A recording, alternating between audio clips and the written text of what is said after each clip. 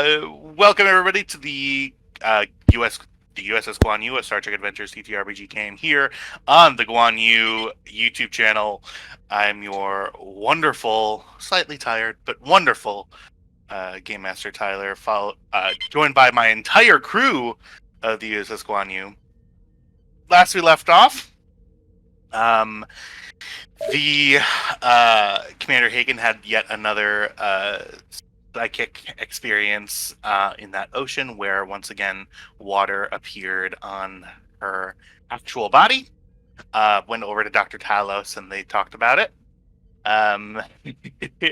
Ensign Woodyard had a beautiful, wonderful, awesome emergency situation up at the bridge that he was dealing with, stepping on everybody's toes and having a great time, even the Admiral's toes, managing to save the crew of the in danger Orion transport vessel and transporting on board DS Fortitude the 4 survivors. One of them underneath the very heavy sort of transporter-related malfunction damage, currently undergoing surgery. A Lormian gentleman, as well as a Lormian adolescent, and 2 Orion crew members. Dr. Talos was having a fun time talking to Commander Hagen and Lieutenant Commander Kelly, where they set up their nice little meeting that's going to be coming up very shortly. So, to give you all and set the scene here, I'm going to say that the ship is undergoing some testing. The fittings have been completed, but they all need to be tested. I would say you are about 5 or 6 days before you're officially allowed to return to duty on board the USS Guan Yu. Even though most of you apparently seem to be working anyway. A little work is fine. Yeah, a little work is fine. You know, the crew can have a little work as a treat. Yeah, absolutely. That's the correct way to interpret what's happening right now. And so if you wanted us to have a full 2 weeks rest, then you would have jumped 2 full weeks forward. You didn't. You get work. Yeah, I suppose. We are going to. Yeah. So really, our failings are on you. Yeah, for sure. Okay, I'm back. Oh God. Speaking of failings, hello, Jack. Hi, Jack. Sorry, my sister has this magical ability to literally only call me when I'm in a tabletop game. You're always in a tabletop game. 3 days. Anyway, we're gonna start today's 3 days out of the week. We're gonna start today's 2-threat session in the sick bay of DS Fortitude, where we're gonna start with some fun doctor action. I think. Shouldn't she's Yeah, off duty? Well- Yeah, I'm not the doctor. The doctor Yeah, good is point. Dr. Griggs. Everybody moving down. I believe what you offered your services for is assisting Dr. Griggs in surgery to replace Yes. this Lormian's liver. Yes. As everybody slowly but surely comes down into the sick bay. You see Dr. Griggs is continuing to operate. The child sitting, who was previously unconscious, begins to stir. Okay. Nurse, give me the laser suture. Thank you. Kestra, I apologize. Commander Kelly. Commander Hagen is your actual name. Commander Hagen, I think we're prepared here. If you wanted to go and attempt to synthesize, this is a sample of the DNA. He hands you a vial of what looks to be plasma and red blood cells. Yes, Doctor. And if you could go over and begin the generation process. Which I believe is over here. Yep. This is kind of a medical support station, and you know that it has sort of Flash cloning. stuff like that in there. Mm. This is going to be a fun one. So go ahead and first roll the night. Take a look here. So you're generating a new organ based off of specifications that you already have. Will the computer be assisting me on this? Computer will be assisting. So this is going to be a control medicine roll. This will be Okay. difficulty. I'm going to say normally if you didn't have anything, it would be difficulty 5. Due to the fact that you have existing scans of Lormians in the system, I'm going to say reducing by 2. So that'll be difficulty 3. The station will actually be assisting you with... Does that computer. activate Natural Coordinator? Natural Coordinator. Let me check. I believe When natural assisting or being assisted, the character is always considered to have an applicable focus for that task. In addition, the character counts as having a Commander 4 for the purposes of learning talents. That's not important here, but it's there. Yeah, I'm gonna read that as so the ship by the very nature of you using the ship. Or the station in this case, you are allowed to roll the ship's die. I think Natural Coordinator is intended to be used with, like, interpersonally. So, like, if a person... It's shenanigans, I know. I gotta give it a shot. I gotta give it a shot. I would say no in this instance. Okay, would emergency medicine apply since we are flash cloning a liver for someone who does not have one currently? I will take it at complication increase. Normally, this sort of stuff, the patient is stable as of right now, but just requires that as a means of having a liver. I'll take the complication increase. Yeah, so that is. Let me write that out. So that's control medicine, diff 3, comp 2. With a focus.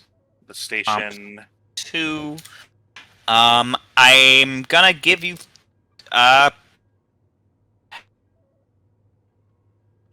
let's do 3 threat for 4 dice. Just rip it.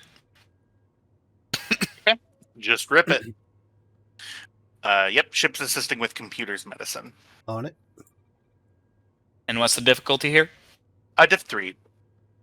Actually, you know what? Take away 2 of that threat. I'm gonna go with 1 since I'm being assisted. So okay. You're okay.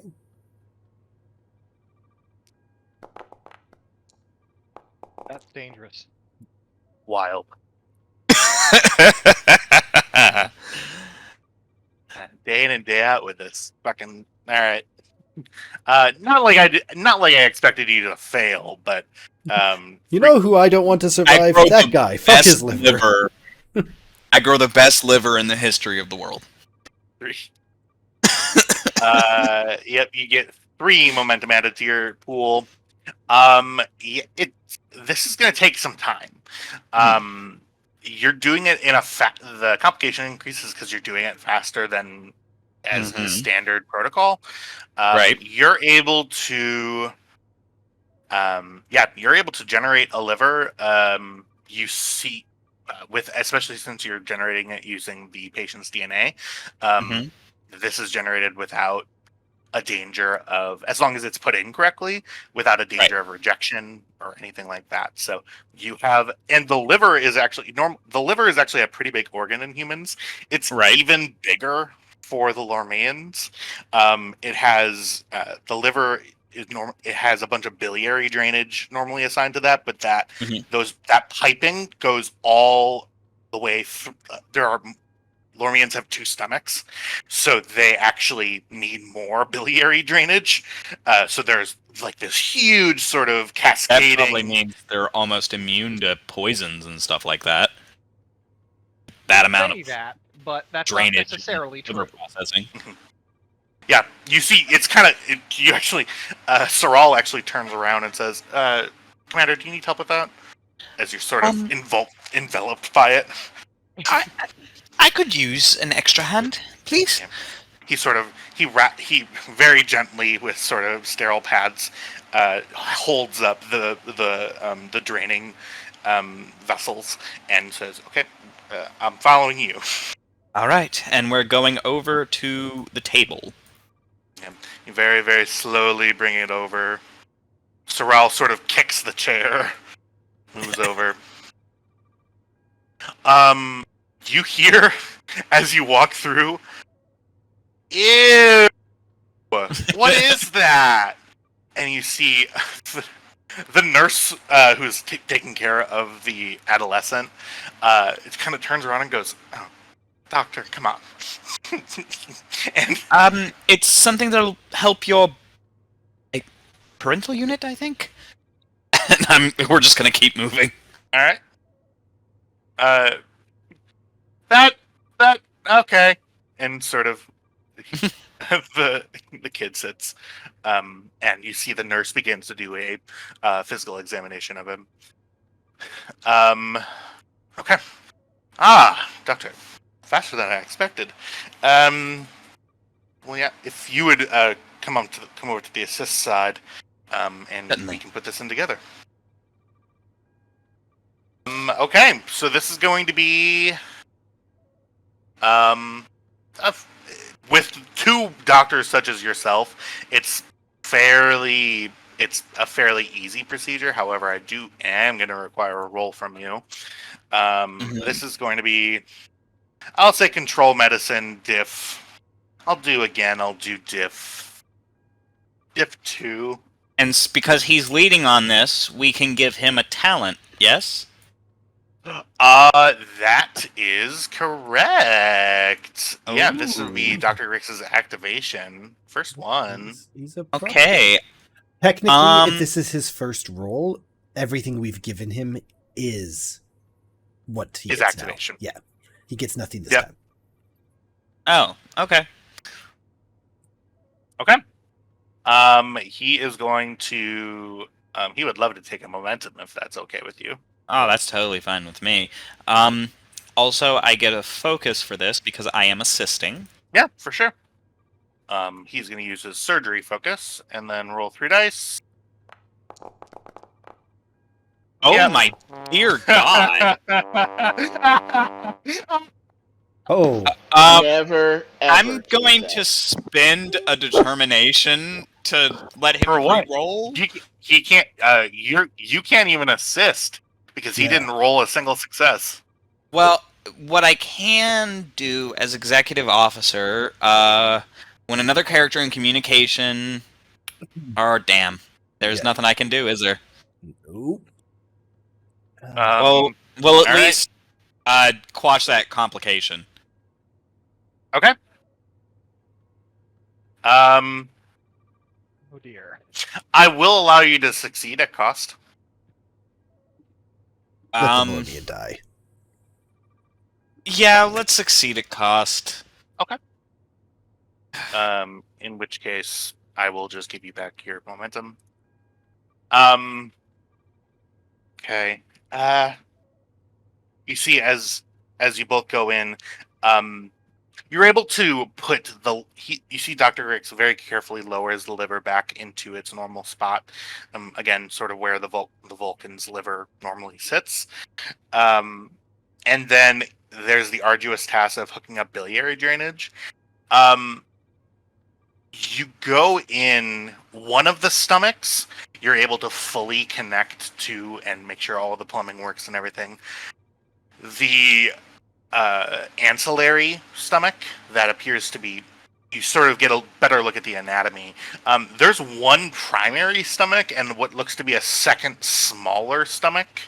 That stomach has, Grix has fixed the damage that occurred to it from the plasma discharges. But actually, no, from the physical separation through the transport system. But you see that in order to do that, Grix had to basically make the stomach even smaller. So there is no way to connect the biliary drainage to that stomach, which in essence means that that stomach probably won't function unless you see replacing a full stomach like this and doing this would be more work for you. He sort of looks down and says, damn. Well, the liver is perfect, but the stomach, unfortunately, it sustained too much damage during the transport. Can we get a sense of whether or not that secondary stomach, while obviously you want all your organs, is not having that secondary stomach going to kill this Lormian? Make a reason medicine roll, difficulty 2.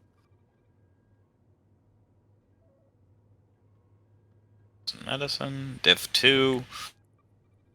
Yeah, sure. Okay. Can the doctor assist? Doctor will assist, yeah. Okay, then I'll take the focus for that. After that kind of failure, are you certain you want him to assist? I get a focus if he assists, so we'll give him one more shot. We want him to assist. We don't want him to lead. Nah, it's just because I was rolling, I think. Yeah, here, I've got him. Oh, okay. There's 3 successes. There we go. It's almost a 1. You, Dr. Greg's lock eyes. You have a sense that your original, actually, hypothesis was correct. The stomach lining in that the stomach is made out of, it appears to be very, very resistant. Like, this person could probably drink, like, some acid, and the system would just kind of deal with it. But only because of that second stomach. That second stomach allows sort of a cycle to take place. You see connections between both stomachs. Basically, in human terms, yeah, this person can absolutely lose that. It's basically redundant from a human perspective. However, from a lore man perspective, that would mean losing out their natural affinity in resistance to damaging substances, things like that. Okay. Do I think that this is something that could be fixed at some point, but it would just take more time than there is right now to do it? Could we clone another stomach and do this later when they've recovered from this initial surgery? I'm going to spend a couple thread here, actually. I will answer that question, though, for a momentum. Sure. You sense that, unfortunately, with the damage to the stomach, the secondary stomach, you would probably need to take out a large portion of the upper and lower GI tracts and be able to take those all out and put either cloned ones or artificial supplements back in. That would take a very long time and would be actually kind of dangerous, because you kind of need your digestive stuff to sort of be a person, and removing all that stuff and replacing it en masse has a rather high risk of complication. It's possible, but it would be difficult and complicated and dangerous. It would be like right now, surgeries that, like, here in the present day that would take normally like 14 or 16 hours could be done in like a few hours in Star Trek. This would be like a 14, 16, 18 hour surgery in Star Trek. Like, that's how difficult it is. Doctor, I'll be right back. I'm going to see if I can get any biological information off of the child, just for their digestive needs. Okay. I think what I'm going to do now is I'm going to close. The patient is stable at this point. Yes, I agree. Okay. Saral, would you assist me? And Saral takes your place, and they begin closing. Hello, my name is Dr. Hagen. Commander, Doctor, there's 2 titles. What's yours? A rather strange name. Commander, Doctor. Well, those first two are titles. My name is Kestra Hagen. Oh. What's yours? My name is Onia. Onia, that's a lovely name. Onia, I have a question for you. Your species, do you like very acidic drinks, foods, that kind of thing? You, give me, Things that are very sour or very sharp. give when me you a taste give me a presence. I'm gonna say presence medicine roll. Okay, Mhm. this is the first time this has come up. This is Yeah. a cool thing. I have augmented ability presence, which means I Yeah. have the extraordinary attribute 1 special rule for the presence attribute. So what does that do? Cool. Let me look it up. Give me 1 second, everybody. I believe you get an additional success upon success. What's Okay. the actual thing? It's You gain augmented. Yeah, no, augmented ability. augmented ability, but to myself. Augmented ability. When the character uses this Extraordinary ability, they attribute. increase. Yeah. I believe Okay. when using that attribute, you get 1 additional success. You generate 1 additional. Well, yeah, you get 1 additional success to your roll. Yes. However, when you use that, Yeah. your Okay. comp range goes up by 1. Yeah, and I think it's just an automatic thing. Yeah. So, yep. Doo-doo-doo. An automatic success is added to the task. So this would be presence medicine difficulty. I'm gonna say of 3. Okay. Yeah. And Presence medicine, you said? presence medicine, because you're trying to explain to this perhaps scared child and ask what the child's entire species likes to eat. Imagine being 7 years old and being asked by an alien, "Hey, what do you guys eat?" It's kind of what you're doing. Yeah. Presence medicine diff 3, please. Okay. Grown-ups. Would negotiation apply here? I'm gonna say no. This would be more along the lines of, honestly, like a child psychology. Yeah. Like something like that. Okay. Does it in help that case, that she shops at Baby Gap? Listen. No, Hagen is going to spend momentum to get a dice. Okay. And I'll give you 2 threat to get another dice and see Cool. if I can't build our momentum a little bit. Cool. Da, da, da, da, da. 2. Howdy ho. Let's get it. Yeah, and that is +1, so 5. So that is 2 momentum generated. Perfect. You see the child. He looks confused for a moment. Onaya looks up and says, Like sour things. Like we have some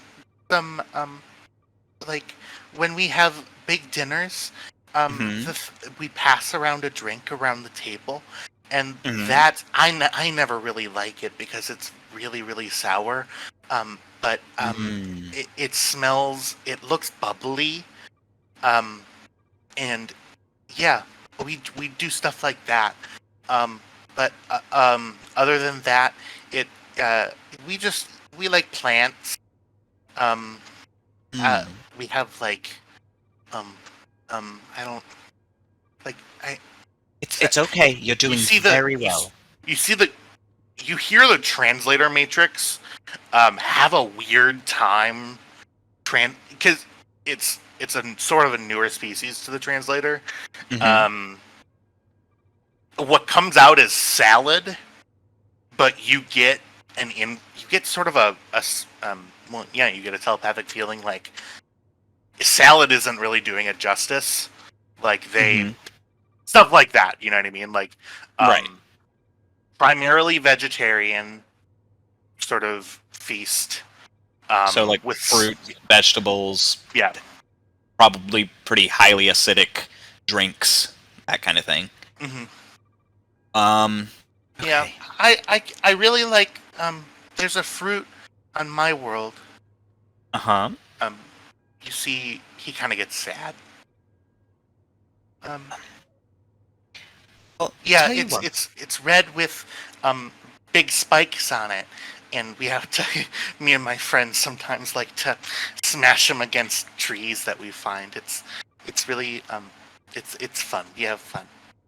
Well, I'm very glad you have fun with that. Perhaps after we get everything settled, you can tell. I've got a friend who's pretty good at. We'll see if we can get you one of those fruits. Okay. But you've done very well. Thank you very much. Can I Yes? can I ask a question? Certainly. Is my dad okay? Yes, your dad's going to be fine. He is. He's going to need a little bit of time to recover, and he was hurt just a bit, but we've fixed him up. He's going to be okay. The ship was scary. We went really fast. Oh, I'm sure it was. You're going to be just fine. Nurse, please make sure that I'm sorry. Do you have pronouns you go by? He, she, they? He communicate. You actually hear an untranslatable word comes through. Mhm. It's You actually do hear. It's a word that sounds pretty foreign, even to your like alien like Right. from an alien perspective. It's that's interesting and rather more guttural than I would think would come out of a child. You get a telepathic sense that this child goes more by cis male pronouns rather Okay. than female pronouns. Okay. Please make sure he's comfortable. Get him whatever he needs. And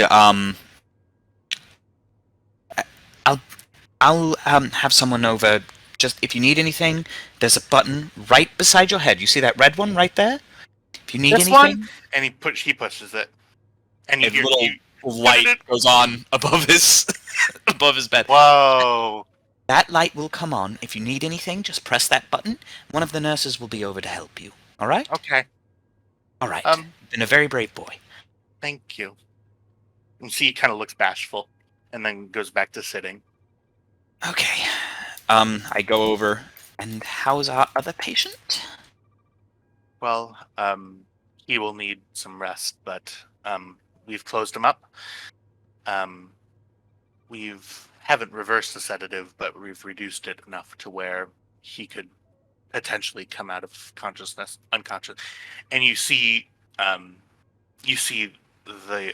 Lorman, who was just a moment ago open on the table, sort of begin stirring. Oh, well, that liver is effective. And you hear sort of groaning sounds. Sir, And I go over and I lay one hand on his shoulder. I don't think that we have the restraints on, but I want to discourage him from getting up. sir, are you all right? You touch him on the shoulder? Yeah. Okay. Go ahead and make me a. Oh dear. Uh-huh. Ooh, this is the first time I get to do this. This is gonna be fun. Give me a. This is going to be insight.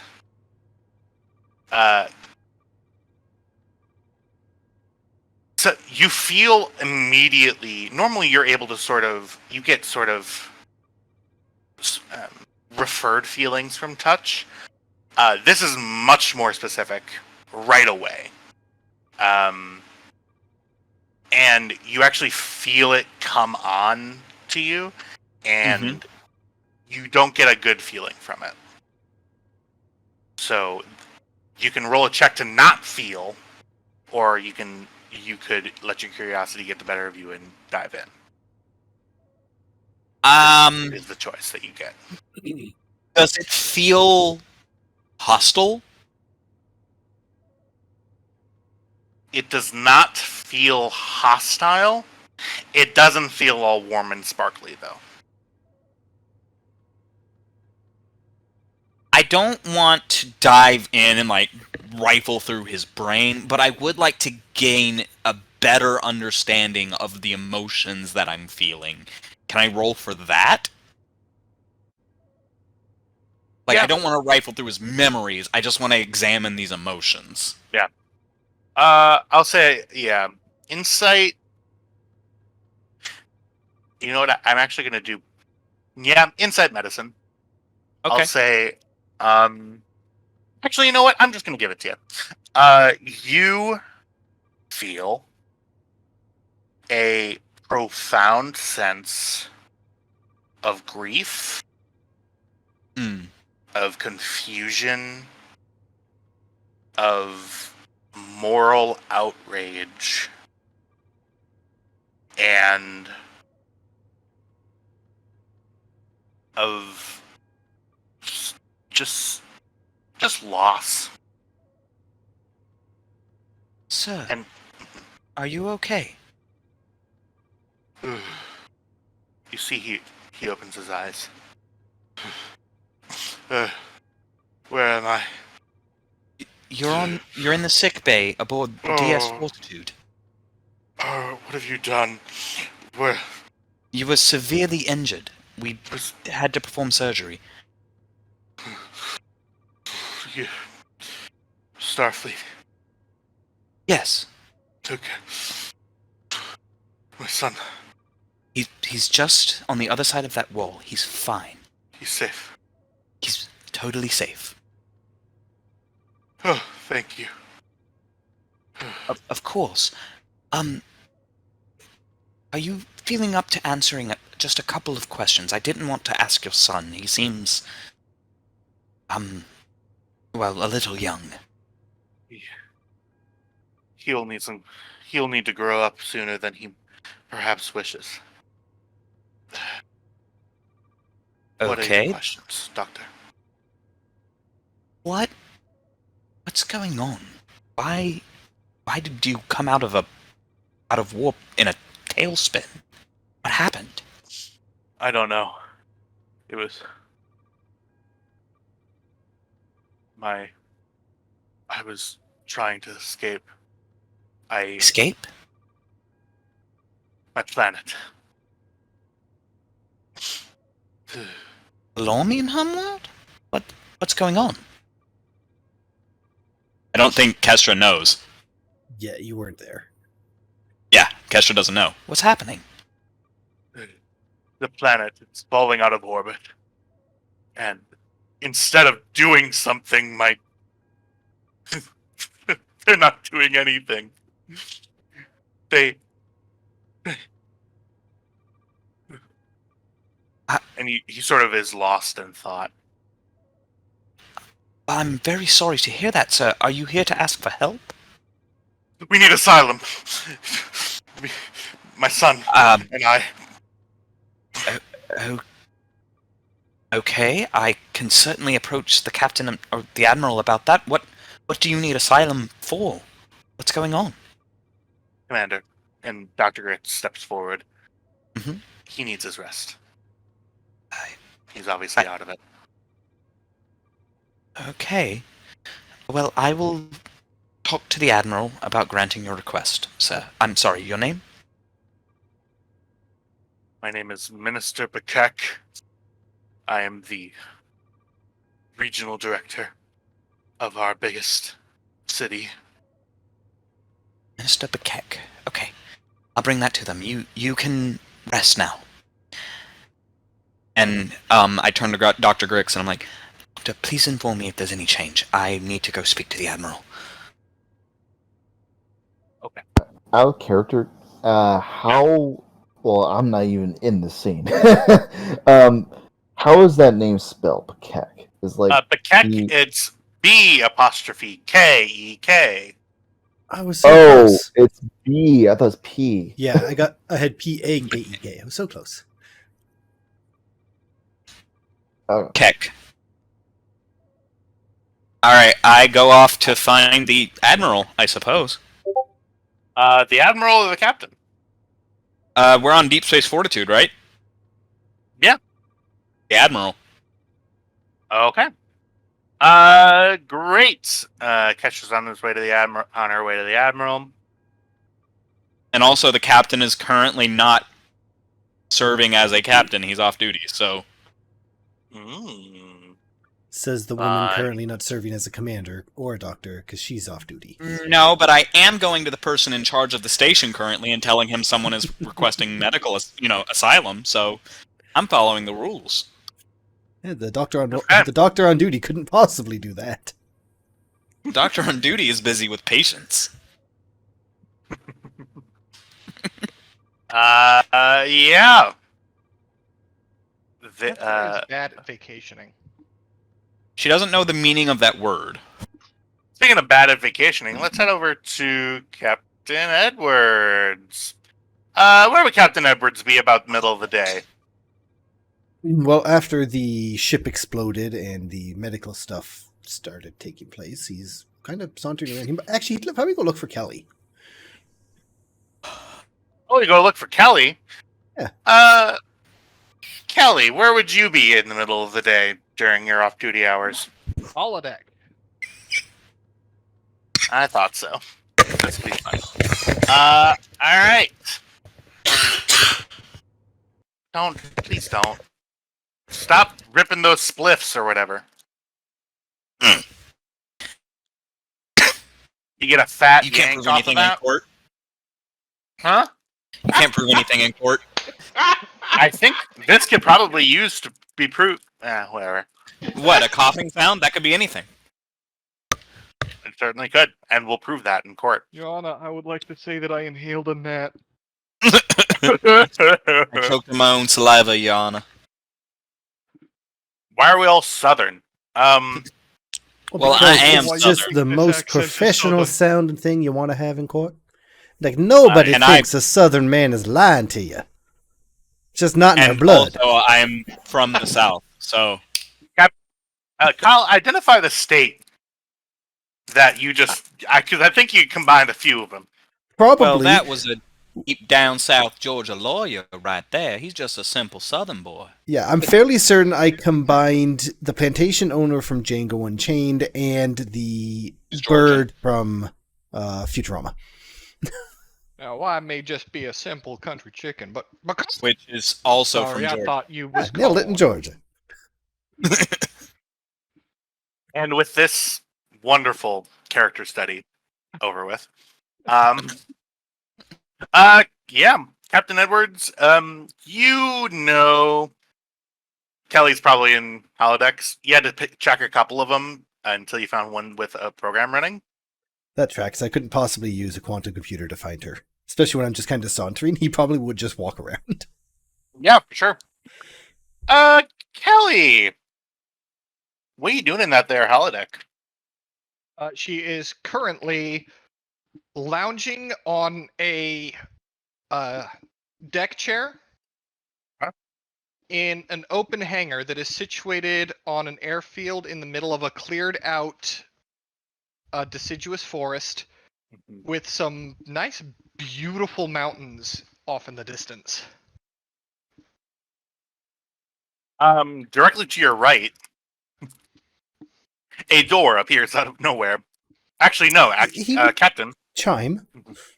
Walking in someone's holodeck time. Hey, you never know what you'll walk in and you hear a chiming noise from the holodeck. What's up? Now I'll walk in. Oh, hey, Captain, you're lucky I'm wearing pants. That's why I rang the bell. I assumed if you You called didn't me give in, me you- enough time to put any theoretical pants on. Fair. Do you just have a blanket holodeck booked at all times? Yeah, pretty much. Yeah, that's probably... Anyway. I lost my train of She's thought. actually after got that. like a drink in her hand, and a ways behind her is a half-assembled jet fighter. You have a And there's fuzzy just- navel. Piles of parts around. What kind of jet fighter? An FA3 Shinden. Yeah, So- only Jack would have a fuzzy navel, which is just the sweetest, shittiest cocktail. That's just what I'm saying. You have. Fair. So, You want a after beer? our... I'm gonna say no. Especially considering like the bruising around his eyes. He kind of squints a moment, and then raises an eyebrow. A cooler full of Schlitz materializes next to you. I'm sorry, full of what? Schlitz. Well, it Is seemed that a af- euphemism or? Hmm? Sorry, It's a type of is that a drink. brand? Yeah. Yeah, Oh, it's a beer. I thought you were saying a cooler full of shit. Schlitz, SCH.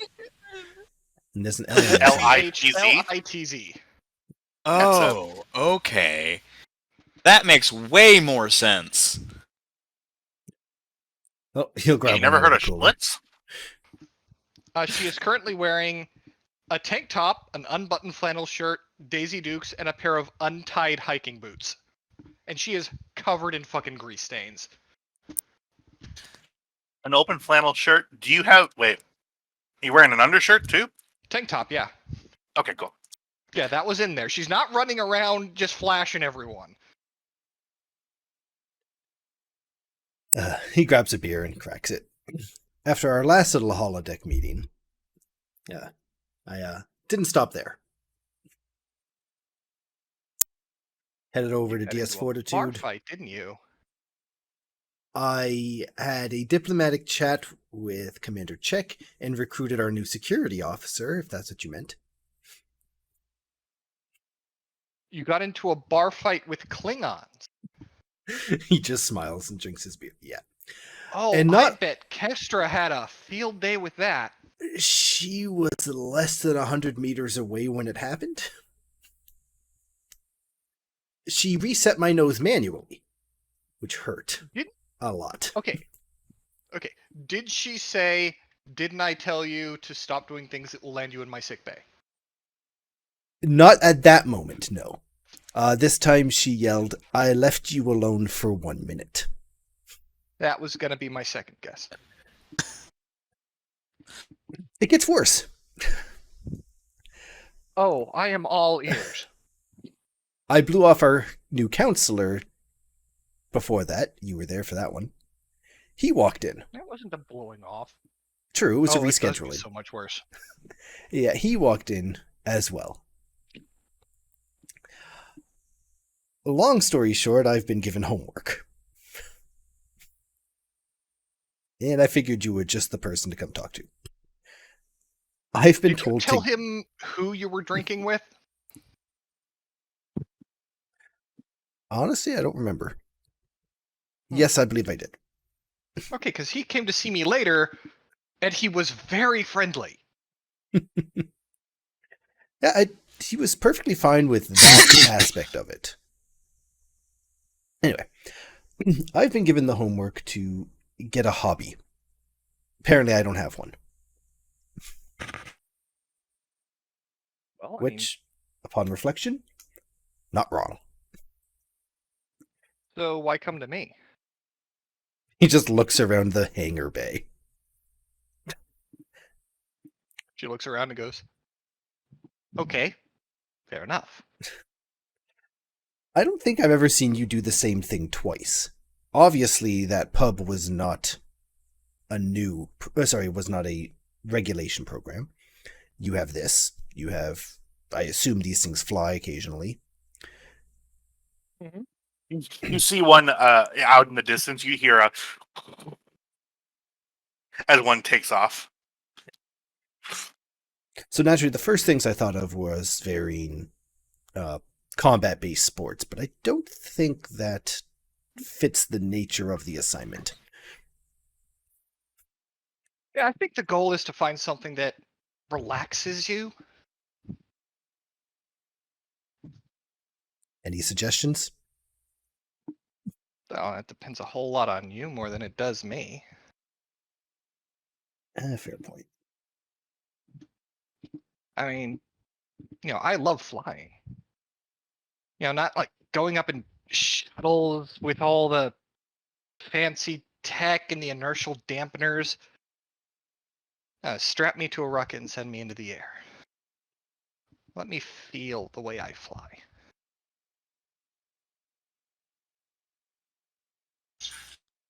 Yeah, I don't think that one's going to work for me. And it does it for most people. They tend to scream. She sips her drink. In the distance, Kestra shivers. You've put Kestra in one of these death machines, haven't you? Yeah, I did. I would pay Latinum to see that. Maybe we should make it a weekly would thing. have been a lot more relaxing had her girlfriend not decided to kidnap my assistant, slap him in the back of an F-14, and try to dogfight us. Him? Yeah, slap him. Yeah. Her assistant. Yeah, he was grammatically correct. All right. So, not fighter jets and find something that'll make Kestra terrified. I think I can work with that. Oh? My dad always liked fishing. You hear a door chime. Who is it?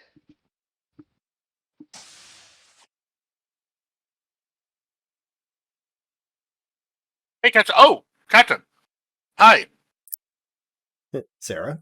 We were just talking about you. Oh, I hope it was all good things.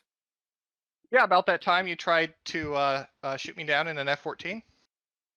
Well, I didn't try. I did shoot you down in an F-14. Only because I was in a mostly unarmed training aircraft. I think that's an excuse that's okay to make. We're gonna have a rematch. Maybe. I'll get Woodyard to set up a betting pool. Good plan. Gambling, that's a Well- good hobby. Kelly, I figured that you'd be in a flight simulator right now. I was wondering if I could maybe join you, or were you about to fly up with Captain? She reaches over into the cooler, grabs a beer, tosses it to her. What is that? Does that say shits? Schlitz, there's an L there. Oh, yeah, sorry, there was condensation. Oh, okay. What is it? What I was doing, it's an alcoholic beverage. Yeah, I like wine. She sips it. Why? Why is it like that? Who drinks that? Sersha maintains eye contact and sips her drink. Yeah, it's great. She sort of does the funny thing where she turns to her profile and then acts like she's pouring it in her mouth, but instead pours it behind her shoulder. It's a concrete floor. We can see the puddle. I don't know what you're talking about. Yeah. I could make you some wine. Do you prefer red or white? No, I think this is a good training exercise for her. She's going to go on diplomatic missions. You're going to get used to drinking horrible tasting I'm going to do things. what? Diplomatic missions? What do you mean diplomatic missions? I used to drag Nichizumi on all manner of fun things.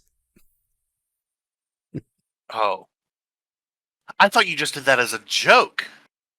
No, he's very serious. 6 of one, half Oh. dozen of the other. He thought it was a good idea to drag me on a diplomatic mission. That was Well, maybe hilarious. not a good idea, but a funny one. Well, We all give Kestra gray hairs. I just want you to know that. What I was doing, Sarah, was she jerks a thumb back towards the half-assembled yet. I was putting that together. I've been replicating parts and sending them back home to Reunion for months. I figured I should probably practice putting one together before I went home on leave and actually did. Jesus Christ. Yeah, that makes was sense. just a cough. I'm sorry, okay. you've been replicating the parts and then mailing them home instead of just replicating them there. Oh, we don't really have an industrial replicator on the farm. Fair point. Wonder if anybody in Starfleet really pays attention to all the shenanigans you really put them through. We're very good at wording our logs. On the one hand, I hope not, but on the other hand, I hope there is just someone out there who is pulling their hair out about the fact that what I'm doing is not technically against regulations, but it seems like it should be. That's someone currently on her way to the Admiral's office. Well, I mean, as the late great author Sir Terry Pratchett once wrote, something isn't really worth doing unless someone somewhere would much rather you weren't doing it. She raises her glass in a toast. Edwards cheers. um, Well, Yep. you've given me some things to think about, Saoirse. Sarah, have Well- you seen Yeah, just- Kestra lately? seen Kestra? I haven't seen her since she kicked me off the bridge. Well, last time I checked, she was in the middle of a liver transplant surgery with the Lormian survivor. She was what with a She has what? Weird hobbies. I was supposed to not say that. I realize. Um, right. I know that's not what she's doing, but I'm going to tease her about recreational surgery later. Okay. Well, I think I'm gonna hide in my fencing simulation, so I'm gonna go and do that. And Have fun. Lieutenant Mitchell walks out. Captain, are you gonna? I'm My- gonna go for a walk with a giant shit-eating grin on his face. Interesting. Kestra. Wow, I'm doing it now. Okay. Kelly thinks a moment, then points at Edwards. Hiking. I think you might enjoy hiking. Yeah, because I'm walking. Got it. That'll, No, seriously, give it a try. Maybe. Lieutenant Mitchell goes, I need to go before she comes back. I'm okay. Bye. I never saw you. And Bye, I'll throw you under the bus. please Better- don't. Better you than me. Where's He Edwards finishes going? off his beer. I'm gonna go for a walk. Computer, where To is where? Commander Hagen? Commander Hagen is in Uh, Commander Hagen is in Turbolift Turbo Lift. 3. Yeah, I was gonna say Jeffrey's tube, but I know that you weren't gonna take the long way. Commander Hagen is currently in Turbo Lift 3. Destination Ops. Thank you. Saoirse, one last What's up? request. Yeah? You got a site-to-site transport ready? I would love to be on the other side of that door when it opens. I don't, but I can to make this happen. Thank you. Okay, I'll so do a little bit I of would like to metagaming, set up that's a fine. site-to-site. All right. Not to a pad. I believe it's yeah, it's stiff 4, I think. What are you using to set it? Like a panel? Yeah, why not? All right, +1 for the override. Give me control engineering difficulty 5. Assisted by the ship's sensors engineering. Okay, so I'm going to kill my CO, so that's going to be funny. Do not Yeah, spread and my that- atoms across the sector. I 5. am going to use my direct neural interface. Okay. I would like to assist by remaining perfectly still. No. Yeah, I know. Computer X. No, that doesn't work. Nope. Okay, let's see here.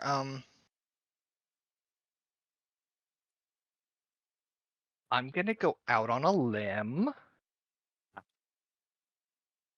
espionage focus. No. Oh, yeah, I'll give it to you a complication increase. Yay! Okay. So, how many threat is it to get me up to 5 dice on this? I'd be 6 Six. threat. Cool. Yeah, so If have I need 6 threat. to, I can make this an order. Do it. It'll be funny. Please don't. Nah. Okay. Okay. I do have bold engineering. And it's control engineering, you said? Yep, control engineering, difficulty 5. Trev, would you do me a favor and roll the ship for me? On it. Sensors engineering, please. Oh, hold on. Not the ship, the station. Thank you for guessing what I was going to ask next. Okay. Yeah, let's see that station's roll, because I get to re-roll that because of my interlink node. Oh, where is the... Um, there we go. We Sorry. haven't seen your roll yet. Oh, right. I should Yep. probably roll that. yeah, Trev. Yeah. Wait until the. And what am I rolling for? Is it computers and... Nope, sensors engineering, but wait until Jack rolls the Yep. main die. Oh. I will re-roll that 17 with bold. Risk reward. And then go ahead and roll the station. Hopefully this works. Yeah. That's 2 momentum generated. And it's not metagaming, Kestra. I acquired the information in character. Hey, I didn't say a thing. I heard someone say it was metagaming. I said it was metagaming a little bit. You gave But- me the information Whatever. in character. Yeah, alright. Okay. Yeah, so this happens. Where are you transporting him to? Just outside the turbo lift door in ops.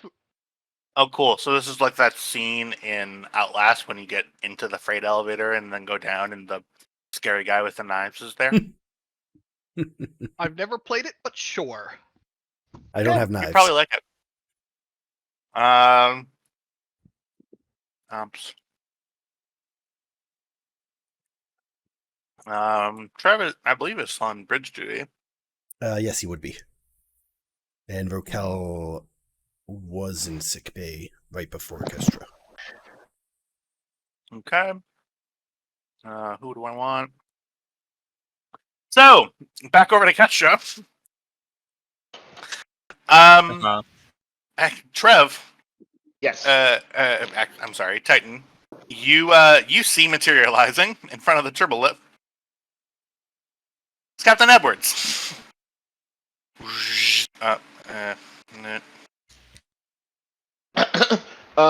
Sure.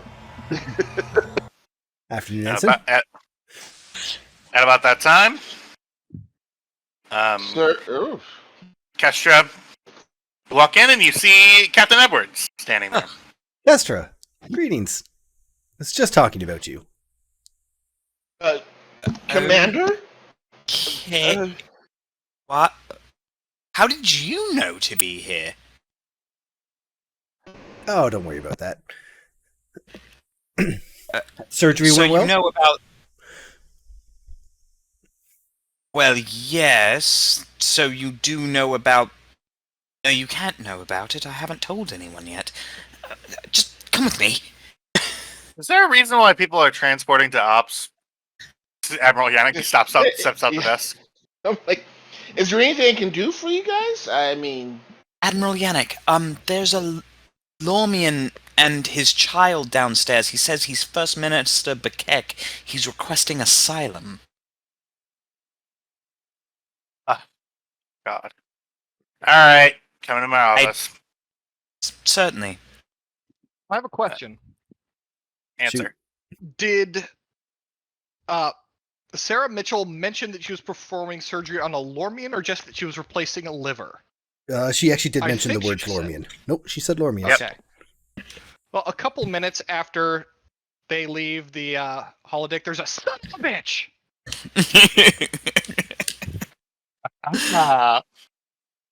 And Sersha's on her way to ops now. Okay. Moving over to Admiral Yannick's office. Poor little Woodyard in the window. He's just looking in. Hello. Hi. Hello. Promise I won't. I'll be good. What Like can an I orphan do? in a Dickens novel. Yeah. Please. Admiral Yannick sits down, puts a datapad down, and says, "All right, Commander. How did you come about this information? Well, Can I there- guess before you say? Certainly. You were in sickbay, Uh-huh. probably performing surgery, Mm-hmm. assisting Dr. Grix. Yes. Uh-huh. But to be fair, I am still an accredited surgeon, and he did need the help. Admiral Yannick puts his head down. Okay. I would... Okay. Yep. Great. Okay. He seems to have some... He seems to feel a migraine come on. You sense from him a deep-seated annoyance. All right. Mhm. All right. All right. Yeah. Edwards is just sitting there with a shit-eating grin because that's why he's here. So... I would... The You're supposed to be Lormian on was- leave. Yes. You're not supposed to do surgery. I know that you're a doctor, but Well, there I am are a other doctor, and doctors. The Lormian was missing its liver, and so it was kind of an emergent, all-hands-on-deck situation. I understand. Right. In the future. Just... Oh, what's the point? Alright. Asylum. I will attempt to avoid performing surgery from this point forward, I suppose. It's good that you're doing that with 4 days left in your leave. Alright. Asylum. You spoke with this minister... Bekek, you said? Yes, he and his son were aboard the Lormian vessel, from what I understood. Or the Orion vessel, rather, sorry. You see he leans to the side. Is Ensign Woodyard looking at us through the window? I just turned Ezra around. immediately turns the whole way around. Alright. Imagine Kestra doing a whole, like, fucking head turning 180 degrees, but her body staying still. Titan starts like looking at, scratching at a little spot on the window, just like, huh, what's that? Like rubbing little spots there, and He peeking over there. turns on the intercom for ops. Ensign, would you step into the office, please? He walks in. Commander, Captain, did I hear that you had spoken to the Lermians who were transported over? Your Yes. door open. And taking Ensign Woodyard's space is Commander Kelly. Are you kidding? Is this really? Okay, Admiral, to be fair, Sersha was there on, what was it, the Lormian homeworld when all of that stuff went down. She's very invested in their issues. He rings the door chime. He turns on the intercom again. There's no need to ring the doorbell. Just come in, please. Titan says, "Are they okay? Are they?" They will... Well, if I remember correctly, First Minister Bekek was missing the entirety of his liver and portions of his upper GI tract and secondary stomach. We were able to repair the damage and replace the liver, and he should be okay, although he has lost the function of his secondary stomach. The child, however, was perfectly fine. Oh, that's good to know. That's good to know. Yes, it was Ensign Woodyard here who initiated the transport under rather harrowing circumstances. She cuts her eyes to Woodyard, and then turns back to the Admiral, and then back to Woodyard and goes, I'm sure you did your best. and pats him on the shoulder. Yes, Thank you, anyway. He requested asylum very specifically. One of the first things he requested when he came off of sedation. Asylum, Yes. what's going on with their world? That's what I haven't been able to figure out. He said that the people weren't doing anything and that the world was falling out of orbit. Edwards just turns to Kelly. We did And lose Hang 4 on, months. just kind of looks at All right. Edwards as, you know it was a quick fix. Yeah, but Okay. we did lose 4 months. We're gonna cut very quickly out to Sogrkel. Stop. Hang on. You are sitting in the bar with the rest of your Klingons, and you see your crew people go. You see Kestra walk by, and then immediately, like a couple minutes later, you see Commander Kelly sort of fast walk by and saying, "Go to ops, go to ops, go to ops, go to ops," and sort of Wearing down the hall. approximately not much, by the way. Yeah, wearing fully like a tank top, an open flannel, and some swim trunks. No, Daisy Dukes. Thank Yeah, you you. don't swim in jeans. I forgot she was wearing that. Your captain looks at you, Rokel, and says, "Well, Rokel, you should probably follow them. Something's obviously happened." Oh, freaking hell. It's always bloody something with those freaking Federation. With the know. Starfleet. Just head up there, see what you want. I want the Klingon Empire represented in any of the internal discussions on board the station. Do I make myself clear? Sir. And he does the little Klingon little thing with the arm across the chest thing. If Klingons do that, I'm not sure. Absolutely. Yep. Cut back up to ops, and you see a Klingon sort of walking in. Oh, And dude. Admiral Yannick fully face palms. Edwards turns out. Now, to be fair, we didn't tell him either. Activates the hail. Sogrkel, please stop standing by the window. The door is open. As you walk in. I felt bad. Everybody else was there, and Rokel, I hadn't gotten to you yet. That way, everybody's in I this. do want to say I did not intend for this. Oh, you didn't intend for this? Oh, okay. That makes sense. I apologize, Admiral. I am here from Commander Check's orders. Absolutely.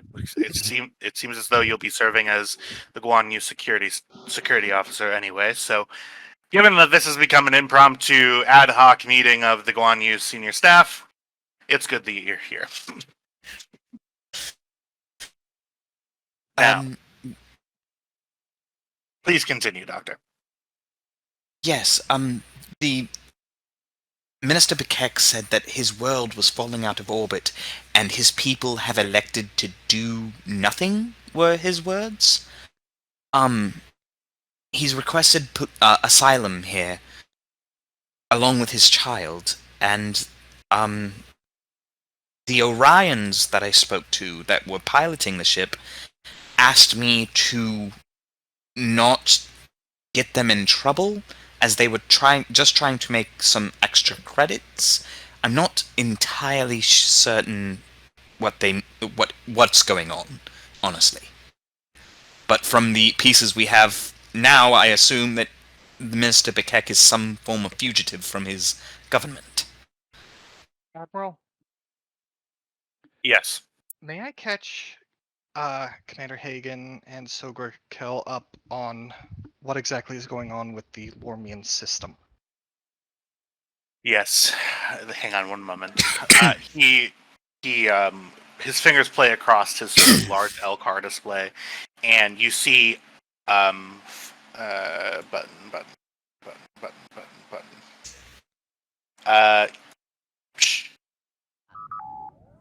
You see replicated on. Actually, no, it's this button. You see shields go up along the door, and an opaque sort of film goes over the main window.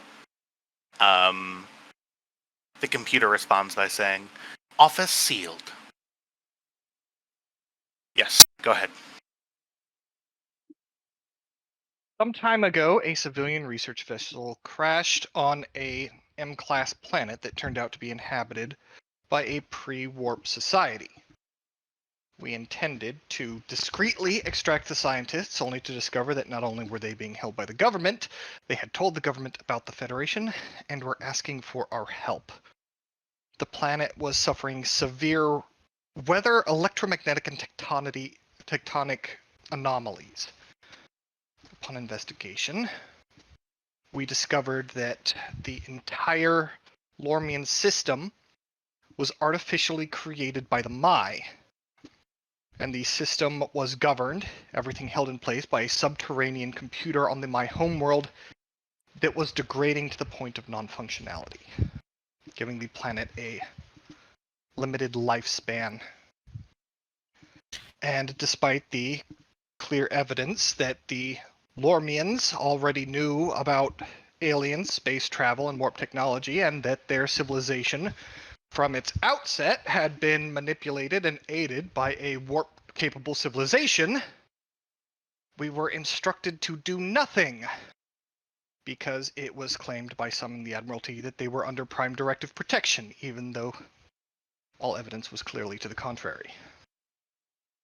Well, the First Minister of from what he said, a fairly large city, is currently sitting in our sick bay and knew about both the Federation and the ability to request asylum from it, so I'm fairly certain that we can rule that that cat is out of the bag. Oh, we made sure of that when we left. But if that's the case, if this was a Mai computer, then in that case, Admiral, do you believe that you could get us a Priority 1 connection to the Daystrom Institute? I believe I know what you referred to. The intelligence that you're intending on speaking on has requested some sort of link to this vessel, given its proximity to the Lormian planet in general. She's we are- already requested it. Yes. That's surprising. She's always known more than we did. That's true. In that case, the Guan Yu's almost finished with its repairs. We could What, help. Commander? We could help. Or at least go find out what's going on. Admiral, 2 of the 3 entities we know of that know the most about the Mai are standing in this room right here. If they can't help, no one can. And I have first-hand experience with that computer system and manipulating it. Bare minimum, I could buy more time for a planetary evacuation. The opportunity to study a planet falling out of orbit is incalculably valuable. Woodyard, there's a civilization on that planet. We want to keep it in orbit. More importantly, I think preventing course. the genocide is a little higher priority. Well, there's of no doubt. I mean, we're just studying the reasons from behind it. I believe a cultural. what Woodyard was attempting to say is that there are multiple reasons that we should want to go here to do this thing. Precisely. That's it. Yes. What I'm curious about is who attacked the Orions carrying the Lormians here. I'm not certain. They didn't Might not act have like been an attack. they didn't act like they had been attacked. They acted as if it had been an accident or I, a They failure are- of some kind. It's possible that the planet falling out of orbit due to the destabilization of a star system controlling my computer is causing all sorts of problems. When we were there, it made almost all communications impossible. If the situation's only gotten worse, there's no telling what that interference could have escalated to. But they need our help.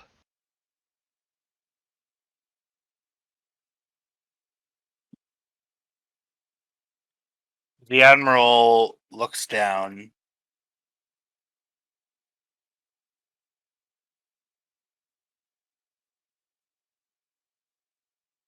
There. I tend to agree.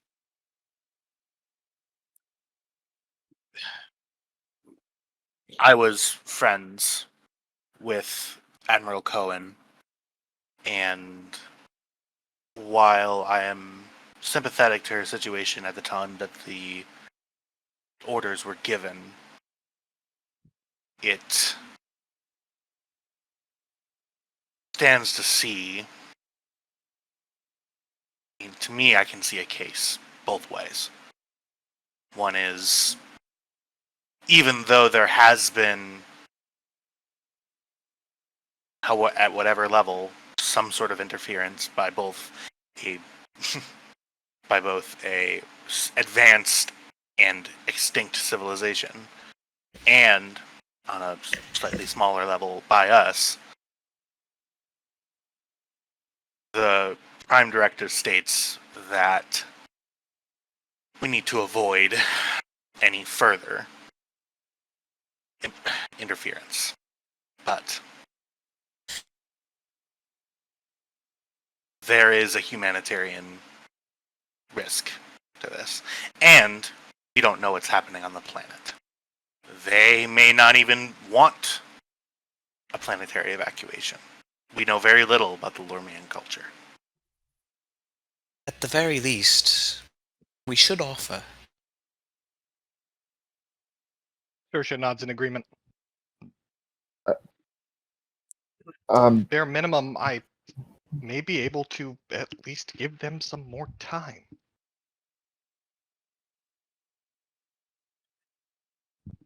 Okay. We should. Rokel interrupts a little bit, Mhm. and he will say, "We don't even know how they even got here in the first place. On a Ryan ship, yes, but how did the Ryans know about this this Organ 3 place?" Well, we didn't exactly cover our tracks very well. We Yeah, it didn't became attempt to cover our tracks.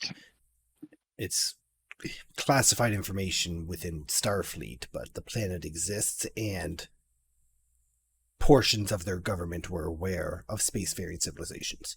Stands to reason they were able to find some way to reach out. That or Third-party influence. On the edge of planet Federation falling out space. of orbit is also not subtle.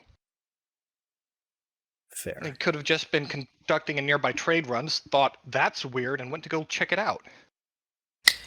Point is, we do need to find out more.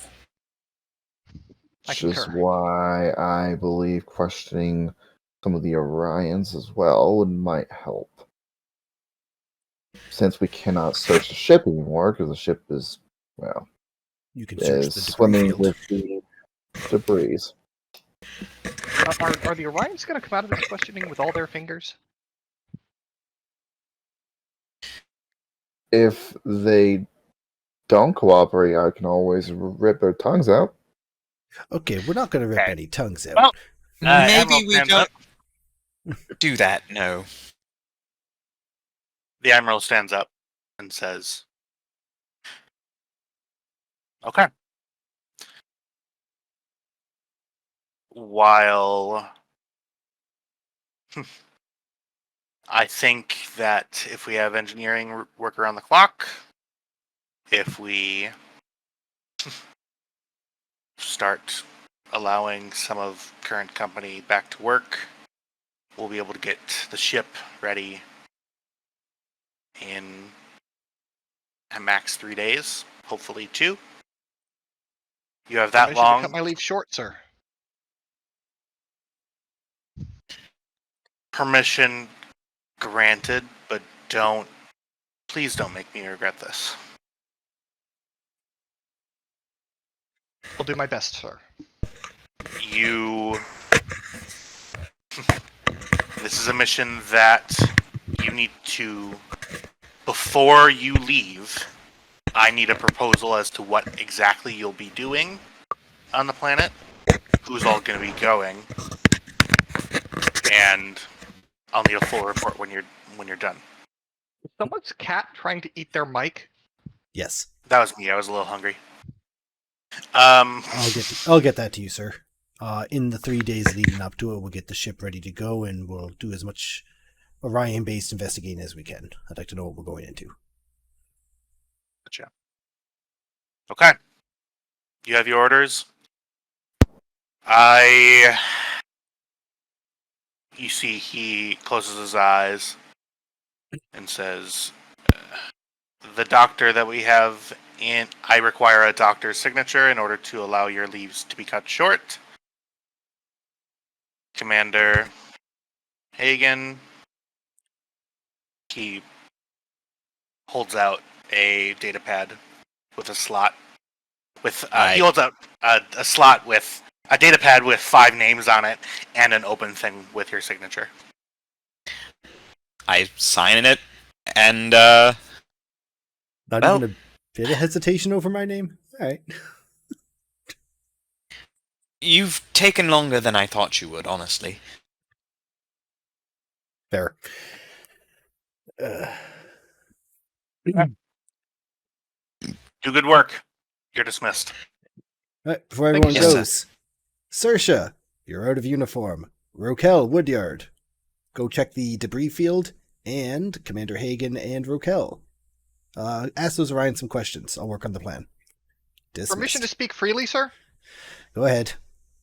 Get out of my office. Both middle fingers and walks backwards out of the room while maintaining eye contact with Edwards. Raquel, before he leaves, he will make a comment about the bat'leth. He's Klingon. Yeah, nice, for sure. nice bat'leth. I'll be right back. Where did you get this from? I won it in battle. I won it off of a Klingon who was less competent than I was. He smiles. Yeah. Now, Raquel. Nice victory there, sir. Thank Yes, of course. And if I find out that you torture, maim, or in any way injure any of the people who are in sickbay, I will see you pushed out of the nearest airlock. Is that understood? understood, Admiral. Thank you. Dismissed. He leaves the room. You hear a and the door shut and lock. Oh, perfect. Okay. So, you're gone. You're down here. There are 2 Edwards tokens. Surprise! Oh god, Ah. he's multiplying! What page? Just delete one. Okay. Sorry, the multiverse was splitting open for a second. You told me I needed a hobby. He got himself into cloning, apparently. Yeah, for sure. If you can't Okay. love yourself, can you love anyone else? Really? That's I know what you look like, and that's I'm not going to comment on what kind of image that fills me with. But anyway, Eroticism. yeah, truly. Okay. I let you. I believe the captain gave you all orders. If the captain would like to repeat that. All right. Saoirse is out of uniform. She's going to go get the ship ready. Commander Hagen and Rokel are going to gently question our Orions. And Ensign Woodyard and Sir Rokel, probably with the assistance of Lieutenant Commander Kelly or Sarah Mitchell, are going to go check the debris field for evidence. An accident is great. A attempted assassination is worse. So. Okay. So, who would like to go first? Actually, you know what? At this point, we're going to take a little bit of a break. My throat is parched. Sure. We'll do a break till 30 past the hour. All right, folks, it's getting exciting. I will see you in a moment. It has been months since I could give actual fucking orders. Isn't it great? All right, we have a goal. You do this, you two do this, you two do this. Thank fuck. Welcome back to the chair. I missed it so. It's been how many months now? Like 3 months, really? February, Is it- What I'm like gonna do for January was dinner. the last time I actually, sat in the chair proper.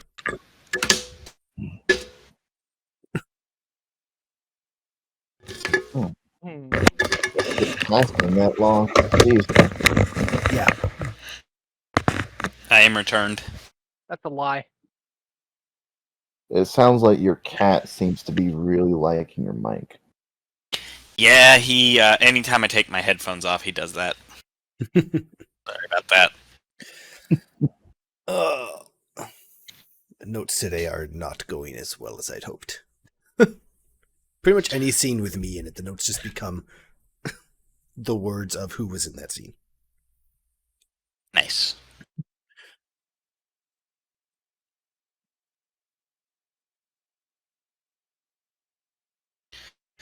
What's happening? It's a quick break. The GM would like a drink. And I was just I'm reveling wondering what I'm gonna do for dinner. the fact that it's been since January where I could give actual orders. So And in go the do- meantime, I think I will get myself some dinner myself, actually. It's a good thing. I Go could do make your jobs. burgers and tater tots. That'd be tasty. Yeah, I'm gonna do that. Oh, don't tempt me. Too late.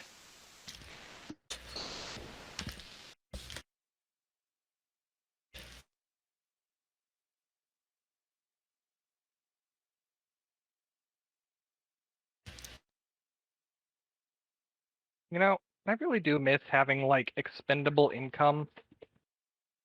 But I don't miss, like, being so stressed out that I couldn't sleep. Mm-hmm. That's why I work for the government. Because as Well, long as you're not in precisely the the government that military. told me I should. Oh, So so this happened. There's a running joke at work where the guy directly below me never does his job because I always have to do it. Now, he has never once actively tried to get out of his work. It's always he is previously tasked when his real job comes up. A course, vacation, what have you. So, I cover off. But the running joke is he never does it. We got some range dates coming up. Like, cool. Well, I know his summer leave plans. And so I start typing the text. And I'm like, you know what? I'm just going to check in the program, make sure the dates are good. And they are. But he took the time to write when his wife is going to be in Europe and put it in monitor mass like I told him to. So I know I couldn't send him on anything overnight because he has to be able to let his dog out. And I just looked at the dates and then just continued the text with all of the dates for the range and stuff. But you have to be home to let Sam out. So well played, sir. Well played. So I'll be going to that one. that is hilarious. Yep.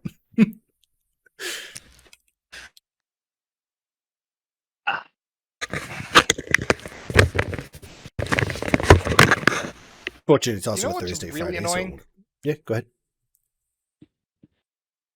I have not paid rent since like the start of May, and it's not my fucking fault. Mm, So, at the start of May was when my rent assistance picked up. Yeah. So I don't actually know how much I owe them. Because I wasn't told exactly how much my rental assistance would help. Except at the start of May is when the apartment complex started getting transferred into a new ownership, and the online portal went down, so I can't check there.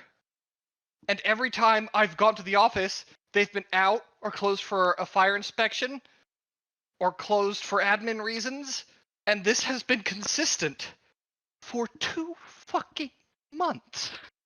I finally got a hold of someone yesterday.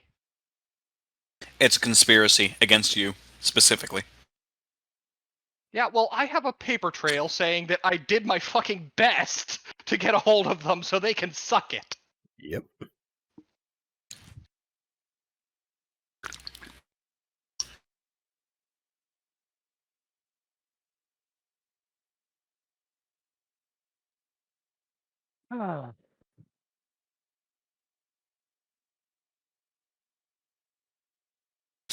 Oh, I got NBA 2K23 because it's free on PlayStation Plus now. Nice. You And still I have started. to pay me to get it. Well, it's actually not terrible. If you take it for what it is, which is a silly little sports game, it's not bad actually. But I started my career, and I'm freakishly good at sports games in general. Like I'm good at FIFA, football. I'm good at the what they used to have like a hockey game. Was it NHL that they did on the PlayStation 2? I can't remember. Anyway, um, Hey guys, can you hear the fan in the background? no. Nope. Awesome, that's great. But all of this to say, even at the hardest difficulty, my character has now passed the NBA all-time record for most threes in a season. Well done. The only sports game I've ever played is Nintendo World Cup, where the optimum strategy was to kick the opposing team into unconsciousness. Which the game really didn't penalize you for. That seems unsportsmanlike. You know what matters in sports? Winning. There was a cricket game on Xbox Game Pass for a little bit, and Matt and I were like, I've always wanted to learn how to play cricket. So we installed it. Said no one ever. I never. The game was so unplayable. Yeah, no, it is notoriously unplayable. Even real cricket is so confusing. Like, here's what I don't understand.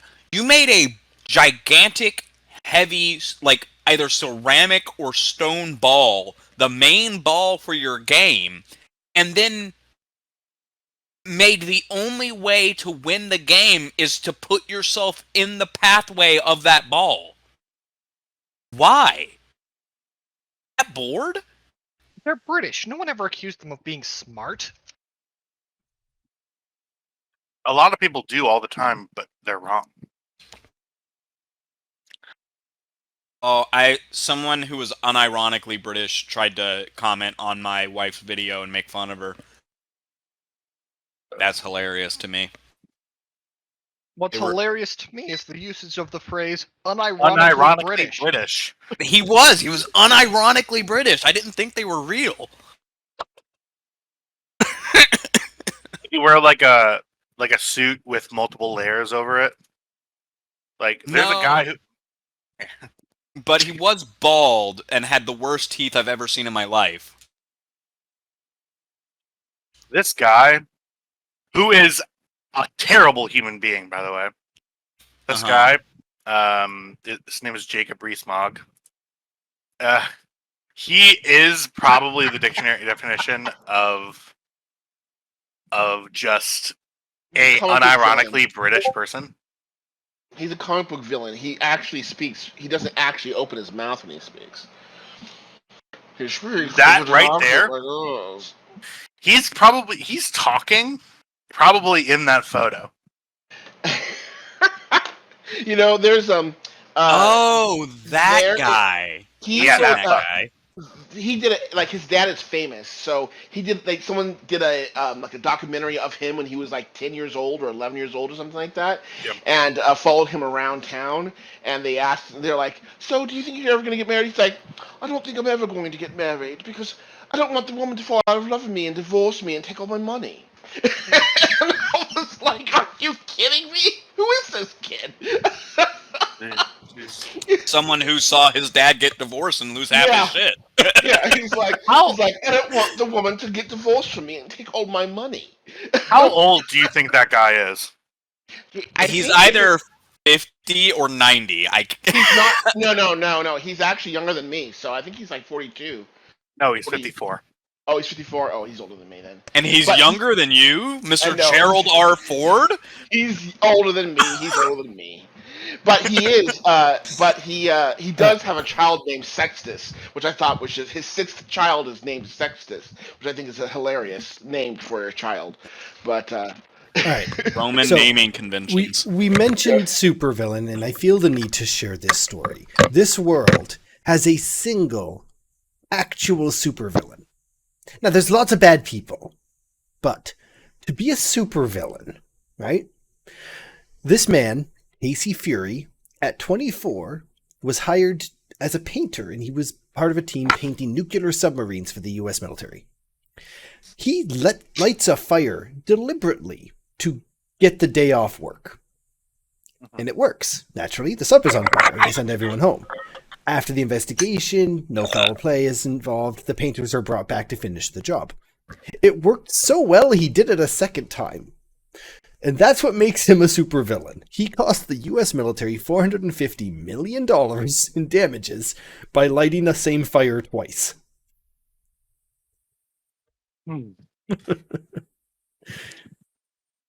I love that's this country. ridiculous. I know. Go America! America, fuck yeah. Fuck yeah. Kind of like Christopher. So, you know Christopher Nolan is recreating the nuclear blast with practical effects in Oppenheimer? Mhm. Mhm. He literally got 20,000 tons of TNT and set it off. That's hilarious. And did it all But the in phrase film. recreating a nuclear explosion with practical effects made my brain full stop. Yeah. Yeah, he's-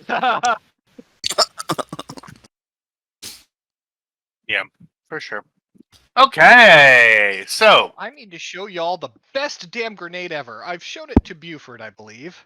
Yes. Batman back. I'll just drop this into into our chat.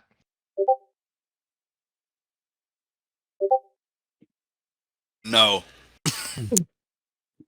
Yes. That's the war crime to end all war crimes right there.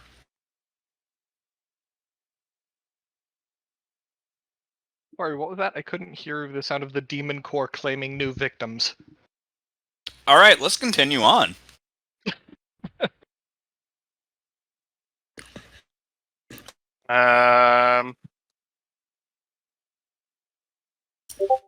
Cool. So there were a couple of things. We want to. Captain Edwards ordered some people around to interrogate some Orions to work on the ship. And that, yeah, all right. So let's go ahead and interrogate some Orions. Who's coming along? Raquel will be there Cool. And Kesha will be there. because someone needs to babysit the Klingon. Make sure he doesn't actually kill them. That is exactly why I sent her. And here I thought it was her wonderful people skills. No, I also wanted you to not have some free time to ask me how I got to ops before you. And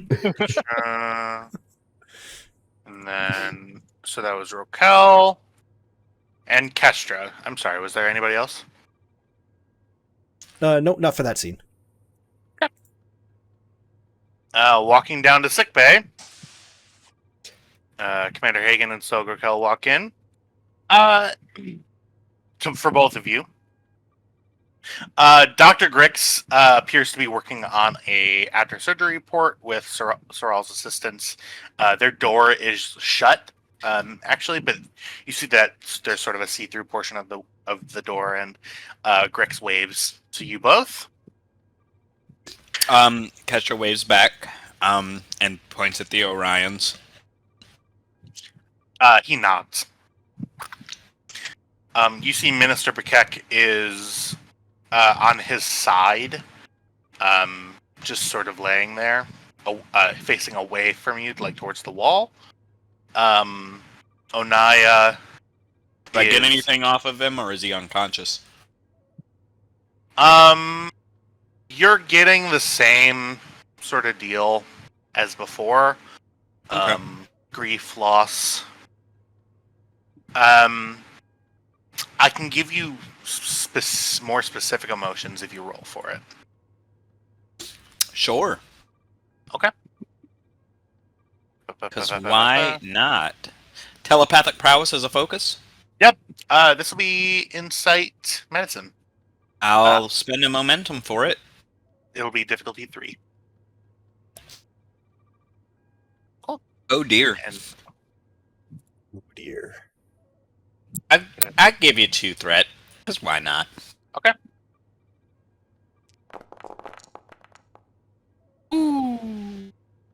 One momentum generated. I'll reroll Close that your eyes. 17, because Okay. why not? Sure.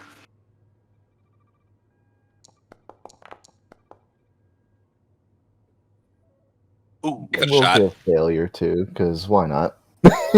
Okay. No, it was already a failure, so... Yeah. All right. So, specifically what you get from the minister. And by the way, it is just minister. It's not first minister. I think racist, so I hope so. Yeah. So, Minister Bekek, you get a couple of flashes specifically. You see, sort of from Bekek's perspective, yeah, I'll lay out the scene a little bit. The ocean appears again, but this time you see Bekek in the reflection of the ocean, looking down, and you see Bekek standing at a podium, speaking in his native language, which you're not familiar with. But he's standing at a podium in front of what looks like some sort of governmental gathering. Appears to be speaking quite forcefully. That vanishes.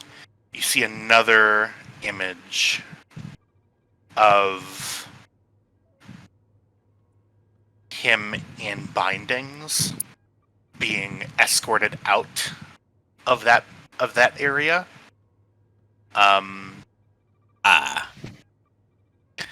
Okay, that's all I needed to see. I back out. Rokel, So do me a favor. Give me insight security. This is pertaining to Hagen.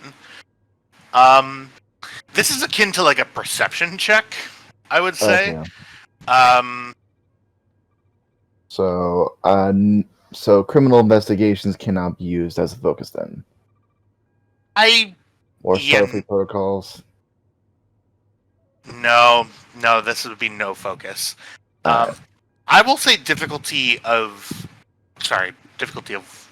just of 1, actually. Okay. Good thing about Kestra, she's a very open person. I'll just roll it as is. Which makes her really fun to tease. You notice, kind of out of the corner of your eye, and it actually sort of catches your attention. Everybody else is sort of turned away. You see a couple of nurses sort of dealing with their patients. The doctors are in the office are busy with the door closed. You notice Hagen has locked her gaze upon this far figure, who previously you saw was being operated on. And for the briefest of moments, you see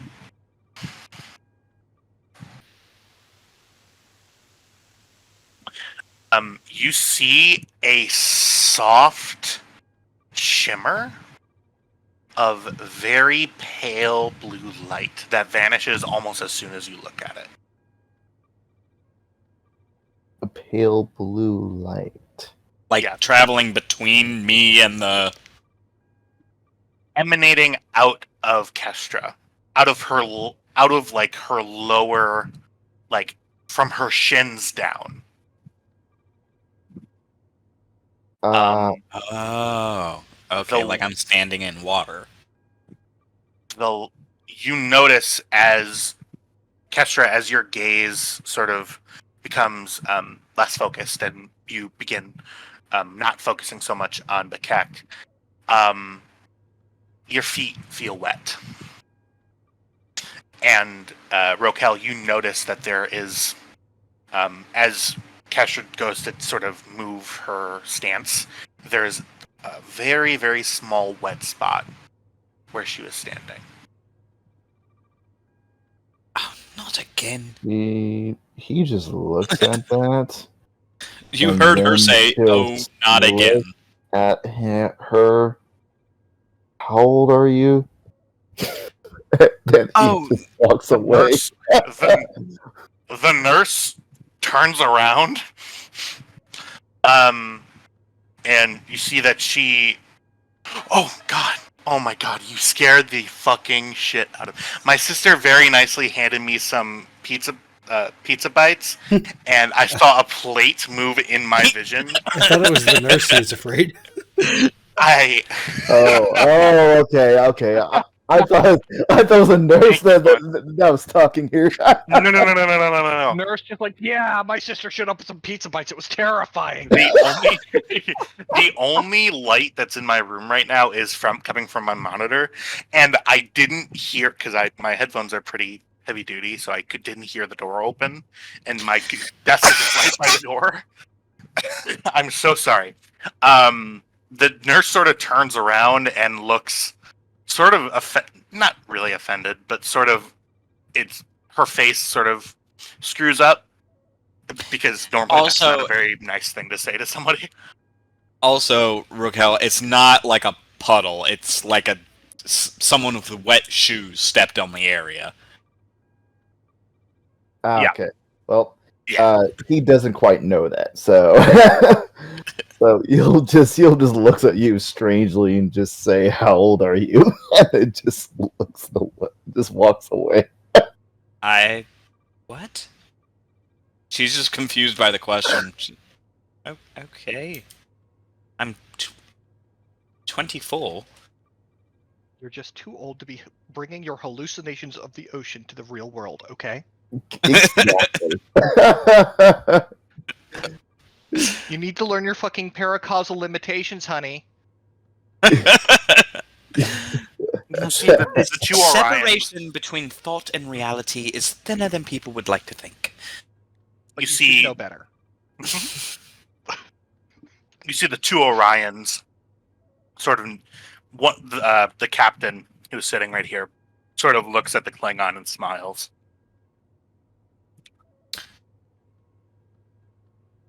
Captain, you're awake. Good. I was wondering if you could answer some questions for us now that you're feeling a little better. I could do that. Should I have counsel present? I don't don't think that's necessary right at the moment. You're not in any trouble.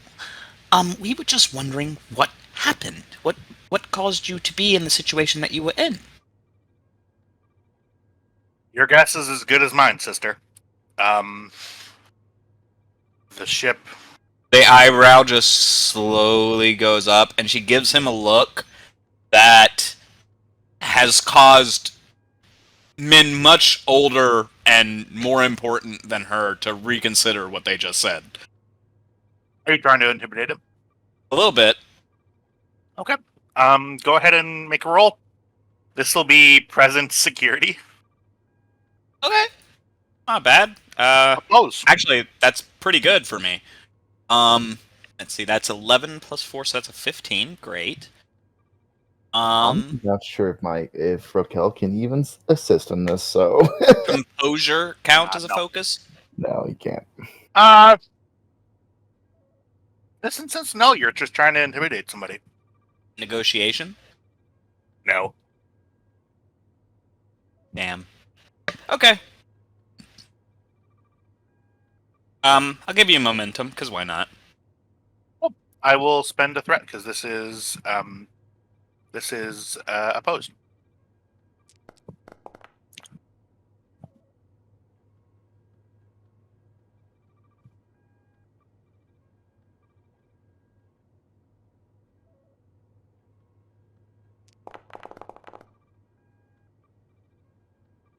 Good job, buddy.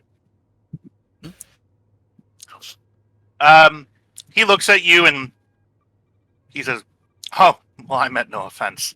I use a vernacular that is not often used on board Starfleet vessels. I understand that." Certainly, I understand. My name is Commander Hagen, if you would like to refer to me. Now, you were saying? Well, Commander, your guess is as good as mine. We were looking to drop into the system. My cargo, he motions over to the Lormans, requested fast and rather discreet transport to this station so that they can speak to representatives of your government. Upon dropping out of warp, there was some sort of malfunction in the quantum intermix chamber of the warp, our warp core. Engineer could probably explain it better than I could. That caused us to rapidly lose power to most primary systems, including life support, inertial dampeners, and our containment field around our warp core. As he's talking, Kestra is taking notes on a data pad. Okay.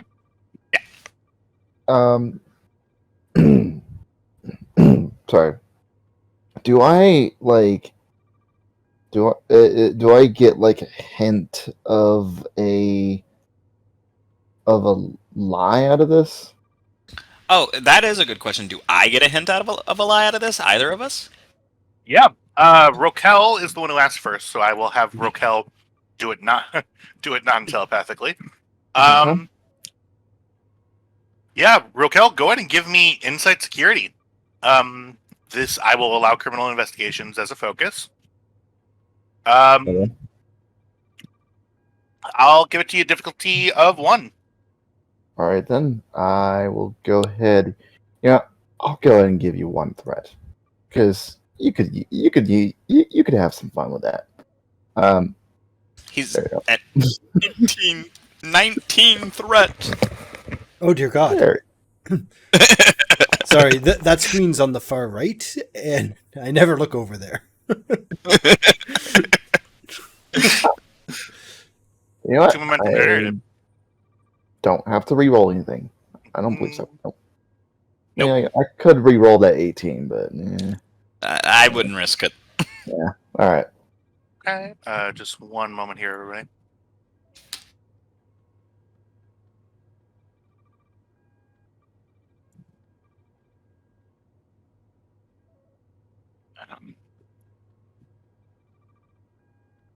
Oh, also, technically, that That was 5 successes because that was, or no, yeah, that was 4 successes because that was a presence task. So This was doesn't- Raquel rolling. for when I for your- intimidated him, Okay. Yeah. which would have been an you extra have- momentum, but we're maxed out. So Okay. Perfect. That works perfectly. Give me one moment, everybody. Apologies. we have some floaters out there, Raquel, if you want to use them for information. I believe you have 2 float. Actually, no. It's just going to be 1 float. You detect no duplicitousness or impropriety from this gentleman. Through the in the things that he has said, that you believe that he is telling the truth. To give you a little bit, to give you a little bit more, you get a sense that this captain has sort of been through this a couple of times. He knows that if he lies to this person, Raquel, stuff is going to hit the fan really, really quickly. So his duty in this situation is to be as honest as possible. If this was an Orion war captain, he would probably be being more of a little shit than he's being right now.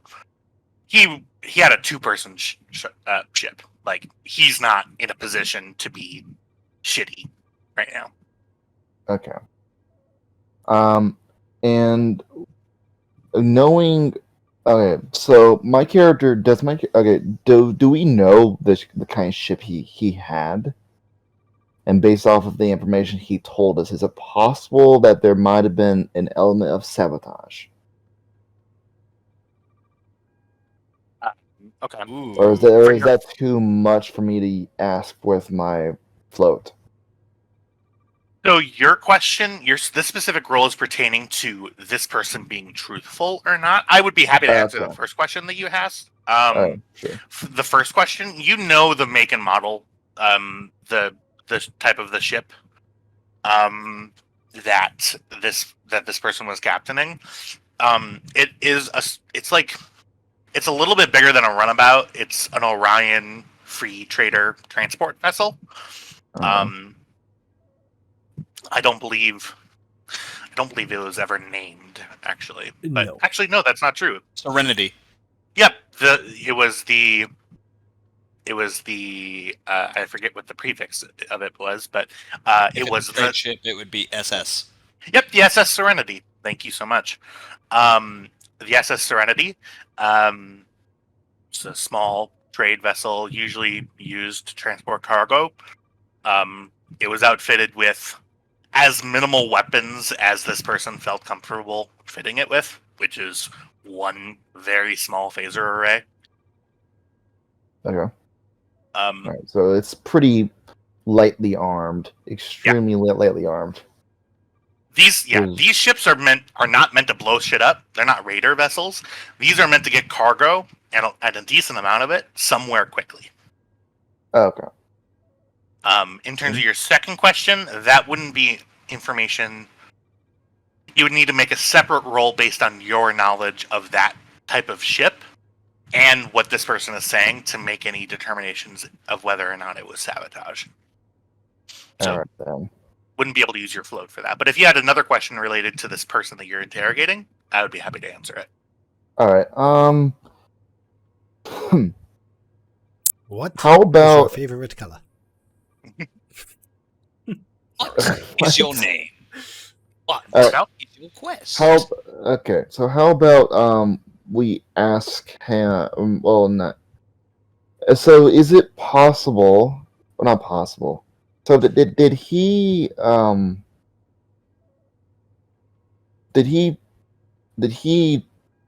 Well, I guess that is a separate question because I don't. That doesn't relate to lying. But Ask me the question, and I'll let you know whether or not you can use it. did he ever specify when did he ever specify how he got in contact with these two people? You haven't gotten that far in the conversation yet. Okay. Okay. Okay. I'm at a loss of what other to question. Yep. You can if you don't have any questions related to your truth telling role, then we can let that fall off, and you still have a full amount of float. What do you guys think? What else can I ask? That's fine. So I I'm at a loss. I think honestly, you've asked what you can about his truthfulness and the veracity of his statements.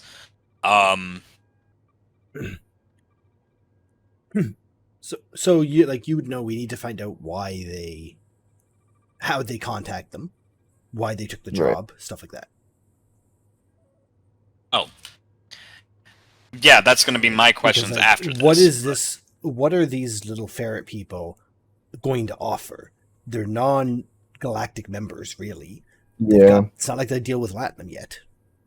Right. That was going to be Kestra's next question. All right. Yeah. I don't really have anything regarding that one. Totally fine. All right. Right. Float is going to fall off. You still have a full six momentum to ask. The captain. Yeah. To both of you, I'll tell Hagen as well. He appears to be telling the truth. All right then. And how exactly did the Lomians contact you? Well, you sense a hesitation.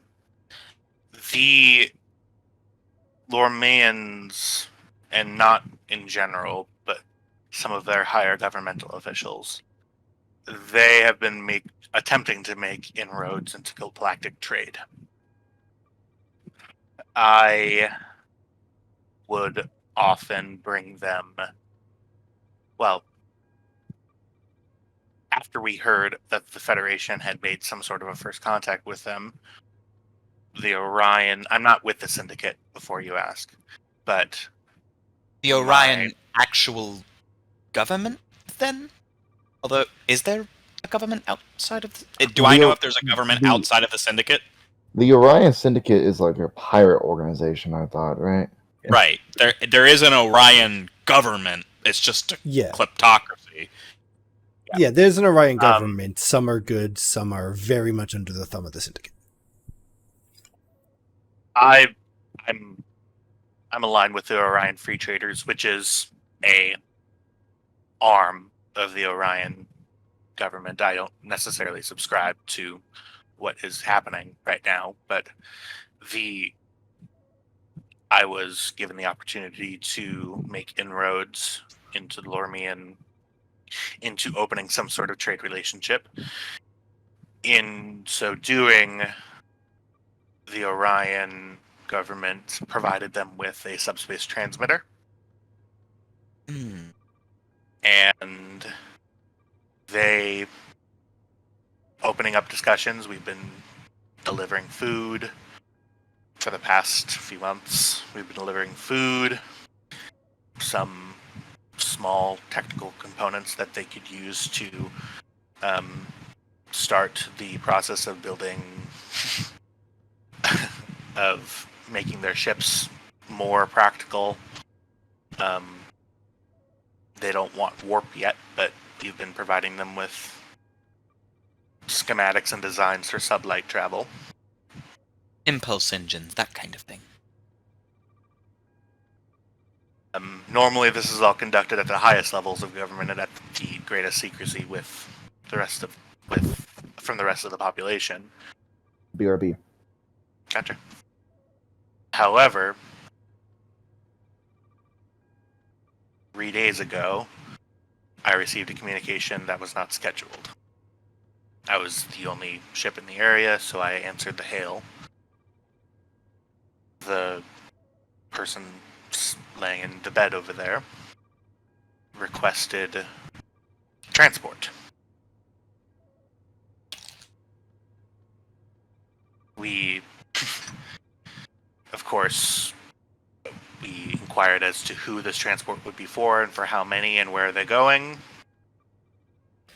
They said as many as 12 people could be coming along.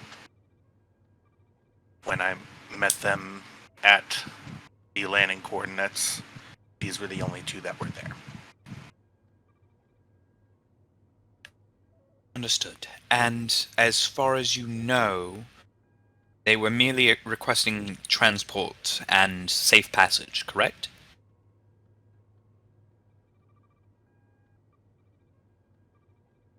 I knew that they were not on the best side of the Lormian government.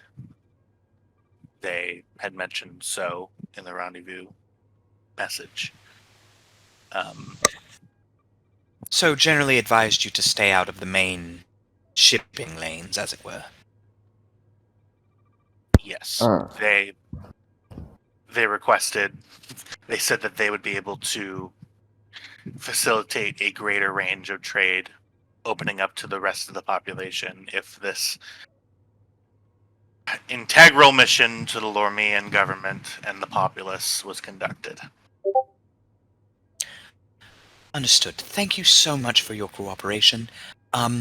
And your husband should be fine, by the way. Okay, real quick. Sorry, out of character. Brief me what you guys found. Kestra? Well, basically, he was aware that the Lormians were kind of on the iffy side of the law, but they have been trading with the Orion free traders for at least a few months, if not longer. Basically saying that they had given them small engine components, subspace transceivers, things that weren't quite propelling them to warp status, but that were way more than what they had before they made contact with the greater galaxy. It was kind of done hodgepodge in secret with the government.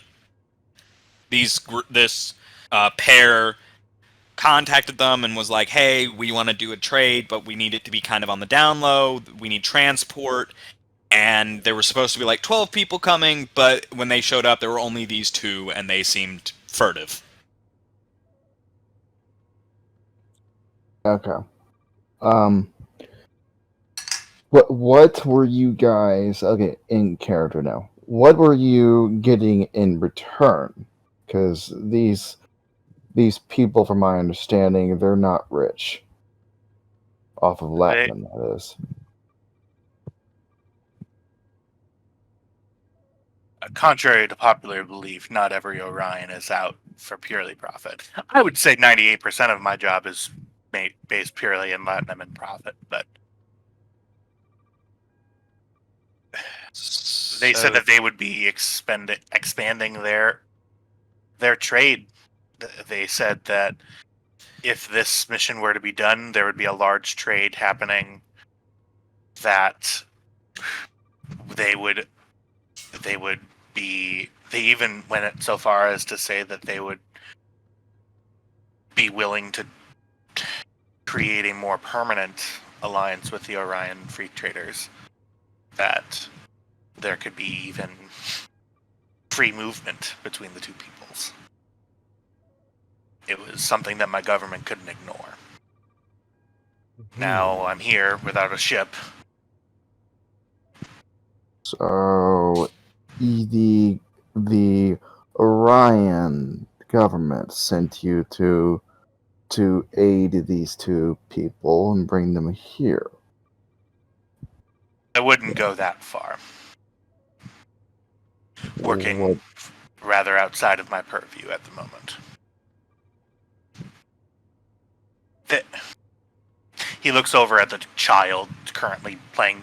The human nurse is teaching the child patty cake. I would have said the deal's off, but he has a kid. I couldn't just leave him. I understand. Thank you very much for your assistance, and you did the right thing. Raquel is not too convinced, because it's not like for an Orion to just actually help out of their goodness of their heart. Mm-hmm. So can I get like another lie from this, or Another lie is this check? yeah? Because he's not too convinced. Okay. 'Cause like Orion's they're not Starfleet officers. They don't just go around and do stuff with the goodness of their hearts. Wow, Rukel is racist. They're not altruistic. That's okay. He's, Inherently. he's a Klingon. I mean, he's Klingon. Uh, Racist? yeah. Give me. I don't know too many non-racist Klingons. Give me. This roll will be inside security opposed. Okay. He All right, says then. assuredly.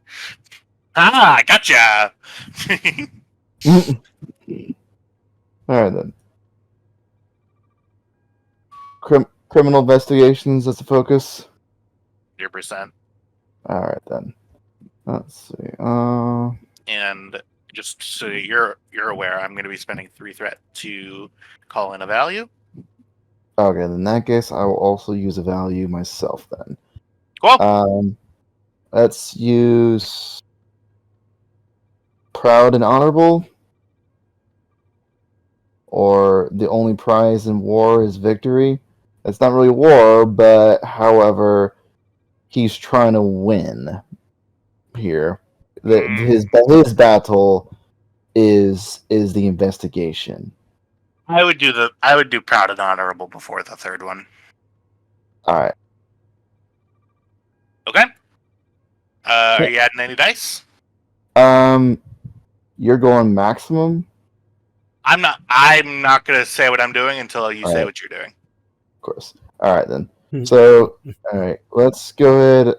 I'll go ahead and give you threat for 4 dice because I'm maxed out with 4, and also it gives me my bold as well.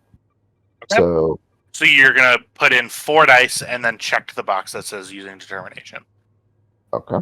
Okay, and then so 1. I will do just 3 dice plus my determination. Okay.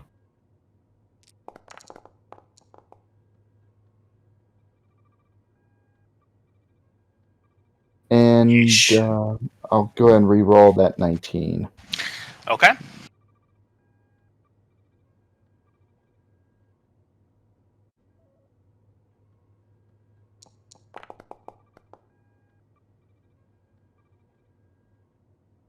Yeah. So if I roll all crits, I can tie. Here we go. I believe in you. I don't. No. My belief is unfounded. That was a terrible decision for you to believe. Yeah, that's 4 though. float. I have decided to trust you. A terrible decision, really. That is 4th float. You sense that he is not being entirely truthful. However, there are the majority of it. What he is saying isn't not true. He did not want to leave them because the person did have a child. Okay. But his motives behind that were not all just out of altruism. Basically, he thinks that if these two survive and are able to go back to their planet and talk about how awesome these 2 Orions were at getting them out of danger, he thinks that this would be a great step and create a foothold for the Orion government. Which that's no more self-centered than anyone would be. Yeah. So he's not all about charity and kittens and butterflies. But which is something that Raquel kind of figured he wouldn't be. yeah. But there is a majority, I would say 60%, he was like, fuck, I can't leave this kid here. But now that he has the kid and this guy, the other 40% is speaking to him saying, hey, listen, there's profit at the end of this for you. And maybe you'll be able to get a new ship with all the money that you'll make. Okay. That's what you get. Alright. So can I learn what would alright, can I okay, no, that I think that is a separate question. But here's a question. Hmm? Can I learn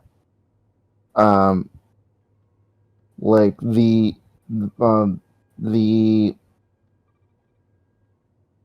whole point of the Orions trying to get a foothold, other than just trying to establish trade with these people, because these people don't really have much in return.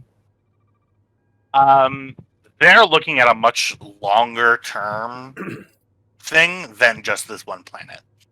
This gets them a foothold in the Shackleton. This opens up This gets them a more. foothold on the edge of our space, not even in the Shackleton yet. Yeah, this is like a security thing then. This opens up.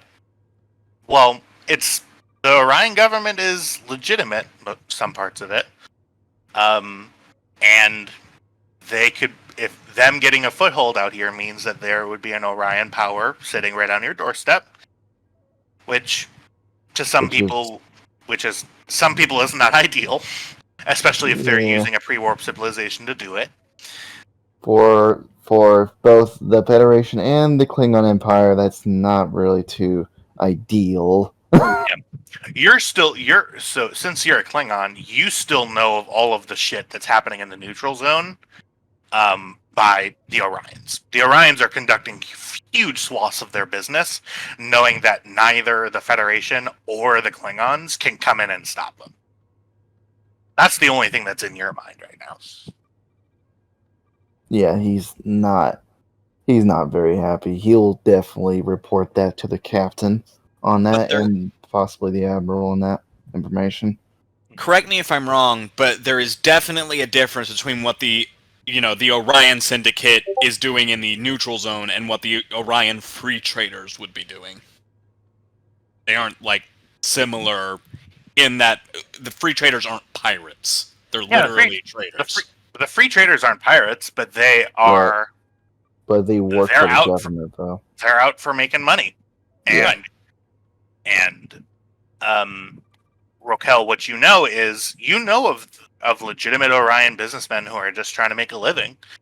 But the thing that's in your Klingon brain is when you look at a Orion, it's not immediately apparent whether or not they're with the Syndicate or whether or not they're just minding their own business. So to you, that fills you with distrust. Right.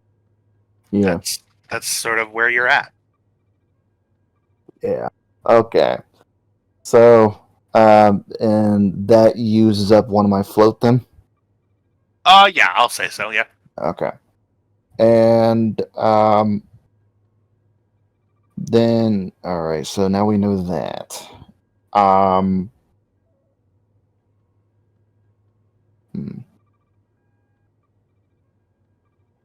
Trying to think. What other things we could possibly learn from that, guys? Brainstorming ideas. I think we've got what we need from them. We need to wait for the. I think we're good. Okay.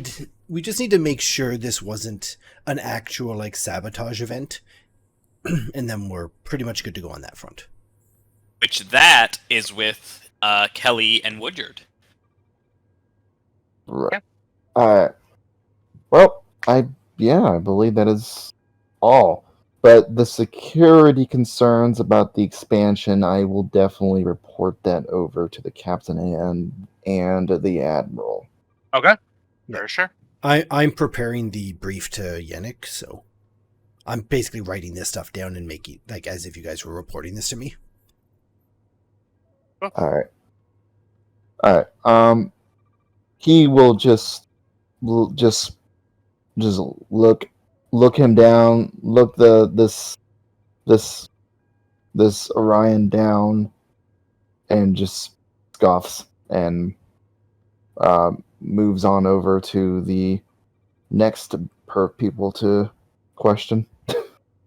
Who are you questioning? Is this guy like asleep, or is he? That guy is unconscious. He suffered a severe concussion. Okay, so we cannot question the engineer then. The nurse Alright, looks then. up and says, his concussion is on the mend. I wouldn't recommend long interrogation. Right.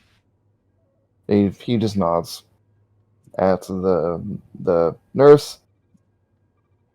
Well, I believe that is everything we needed to learn about. I guess probably.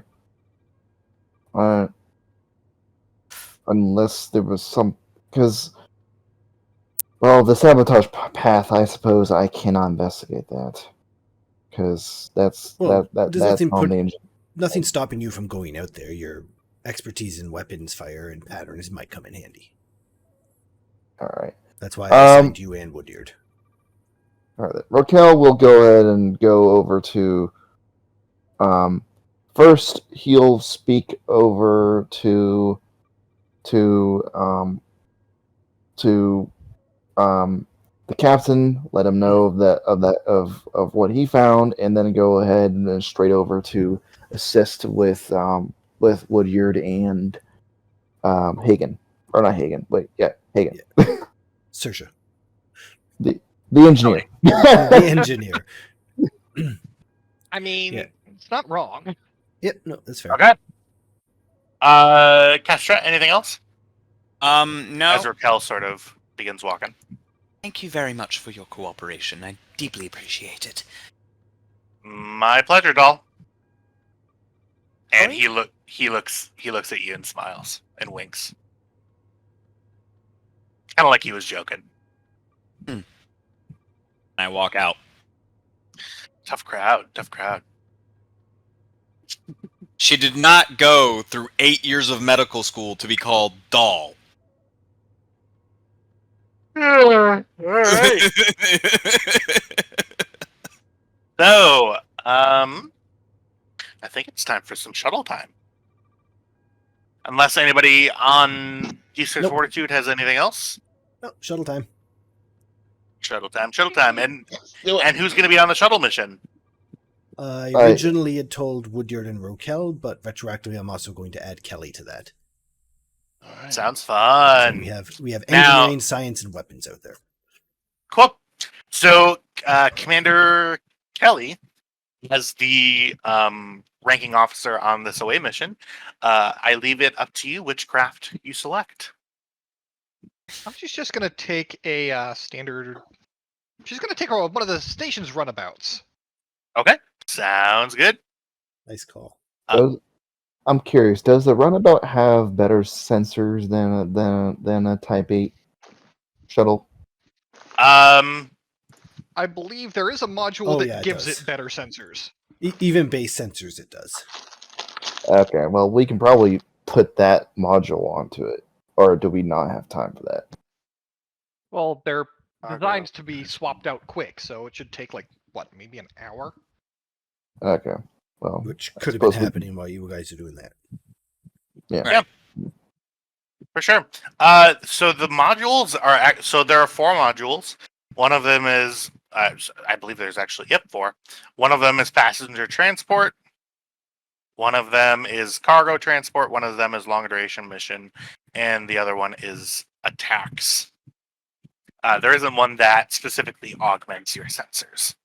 Do any of them give a boost to sensors? No, afraid not. Well, that's lame. Let's just go for long duration mission though, so we can be lazy if we want to. Cool. You're going to be lazy a few hundred kilometers from the station. Oh, jeez. And also this They're replicators. this runabout actually has not been named yet by the crew. The Stanyard class runabout. Well- I leave it up to Commander Kelly, with obviously input from others, what the name is going to be. Let's name it Hawkins. What's the naming convention? Is it the I are they all was rivers, thinking- oceans? I believe the previous naming convention that we had Oh, way back in rivers. episode 1 was Things actually rivers, right? it's Birds of Prey. Oh, Oh, So there was the Peregrine, which you crashed. Kestrel. I thought it was River oh. because you had the Rivers is in Space Rio Nine. Grande. Yeah, the naming convention is up to whoever is up to you guys. Like I like I Birds of believe- Prey. Yeah. All right, And well, because we did have the Peregrine. Yeah, Peregrine and Let's Kestrel, do those a are hawk. neat names. I like that. Yeah. Let's do a I hawk. don't want Kestrel for. Let's just go Hawk. Nice generic Hawk. the USS Hawk. Yeah, the runabout Hawk. Yeah. But it's Hawk We'll with an keep E. Kestrel to give it something more to give to a more badass ship. Because I come from a game called Escape Velocity. You don't name something Kestrel unless it lives up to that. There you go. I've got an Okay, escape pod okay. with your name on it, Kestra. Cool. Hawk with an E, by the way, is the name of a British admiral. So probably with just with the regular K. Yeah, probably just HAWK. Like, you For know, Yeah. sure. Also, the Somebody name of Green mark it Arrow's down. illegitimate son. Well, actually, legitimate son, but just abandoned. He's a dick. All right, runabout. You all clamber into this runabout. Appears in the back rather than having like cargo quarters. It has a couple of beds and an extra replicator. Yeah, you all climb into the cockpit. Who is going to be piloting? Sersha will. Okay. Who is going to be? I believe there are only 2 active stations on board a runabout. Pilot and actually no, there are 4.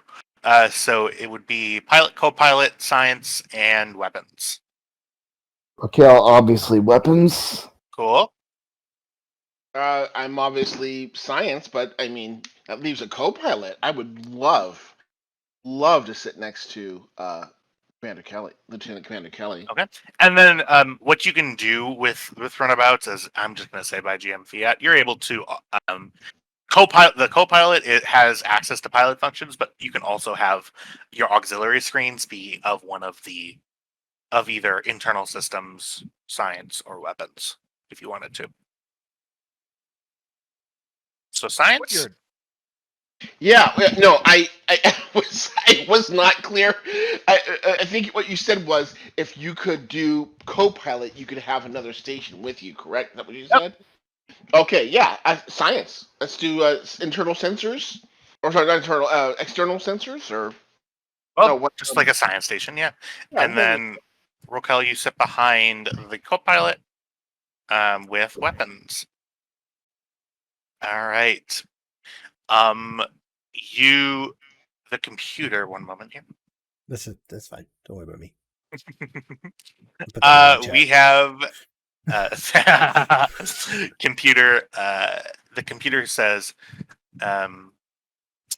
"Escape velocity in 3, 2, 1." As the vacuum breaks over, and woo, the runabout raises up out of its docking ring, and it is up to the pilot to take us out. All right. So Um, that is going to be. yeah, to get to the debris field without hitting anything, go ahead and give me, this will be Control Con, difficulty 1. Okay, can I talk you into daring con? Absolutely not. Really? I always give controller daring depending on how they want to fly. No. If they want to Not fly in like this an case. asshole, they can get daring. It's 120 kilometers away. You're not going anywhere fast. I mean, how about just doing some kind of barrel rolls on the way there? You know. I think it's a lost cause, gentlemen. Um, Okay. you know, we've got 6 momentum, so I'll just buy a dice with momentum. You got any focuses? Nope. Don't need one. Yeah. Your fingers play across the LCARs, and you make your way towards the debris field. You start. Are we on the? Yeah, awesome. You start where your current token is, and you can see that here onwards. All of those green flecks are the debris field. Yeah. Okay. First things first, let's try to isolate a part of the engineering section and see what that can tell us. Oh. I did it, and then I start going. Doot, doot, I'm going on a mission. Doot, doot, doot, going on a mission. Just singing to himself. Whoop. The no, cat I was wondering. just looked at you strangely. Going on a mission. Okay, and to cut off that Winston, wonderful serenade, focus. go ahead and give me. You're trying to identify an engineering section. Yes. Go ahead and give me a reason con. Difficulty. Wouldn't it be reason engineering? This is ship identification, so unfortunately, it is con. Well, that's not fortunate. Okay. Reason con difficulty with the state of the debris field. I'll give it difficulty 2. Let's do. See if you can find a piece small enough to beam on board so we can get a nice close look at it. Let's do. Either of you want a chocolate-covered coffee bean? Let's Edwards do perks one. up. Let's do one extra die. The ensign is not allowed to have coffee. Not after last time. And is there any kind of ship roll assist? Yeah, great question. So the ship is going to be assisting with. It's going to be assisting with sensors, science. So On it's it. rolling a target number 7. Yep, I got it. Okay, I'm using momentum. One momentum. I don't want to add another threat. Oh, 'Cause we've sounds already good. got enough threat. And I don't have bold con, so I'm not using it. Well, Okay, let's go. Make your roll. Oh, That's what we like to say. Oh, come well. on. Wild. Okay. All right, you got it actually. Oh, it did. Yes. Okay. You That's- can first of roll all, re-roll one of those 19s if you wish. Yeah, one of those 19s was not a 19. It got hit and made into a 19. No, Well, the that's game a doesn't good actually work that way. Oh, The okay. physical the dice that show up on the board, the numbers are already created. Okay. All right. Yeah. I mean, I could. No, I can't. I'm not gonna re-roll one of them. It's okay. As long as we get it, we're good. Okay. So, right here, this cell that I'm pinging appears to have 1/2 of an engineering section. This is the other half of the engineering section. Just to make sure I know what you're talking about. Okay. Which one is smaller? We need to Which- go over here then. Which one is Fine, smaller? Yeah. So we can beam a piece on board. But you know what? We're going where the commander tells us. The lieutenant commander tells us to. So that's where we're going. Yep. So this one is the smallest piece. You can see that it's in a couple of big chunks.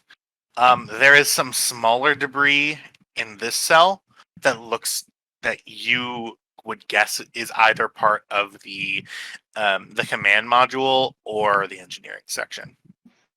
Okay. So yeah, this cell. To grab that piece. Yes. Okay. How are you good in there? Maneuvering thrusters. Okay. Give me your route, please. The route.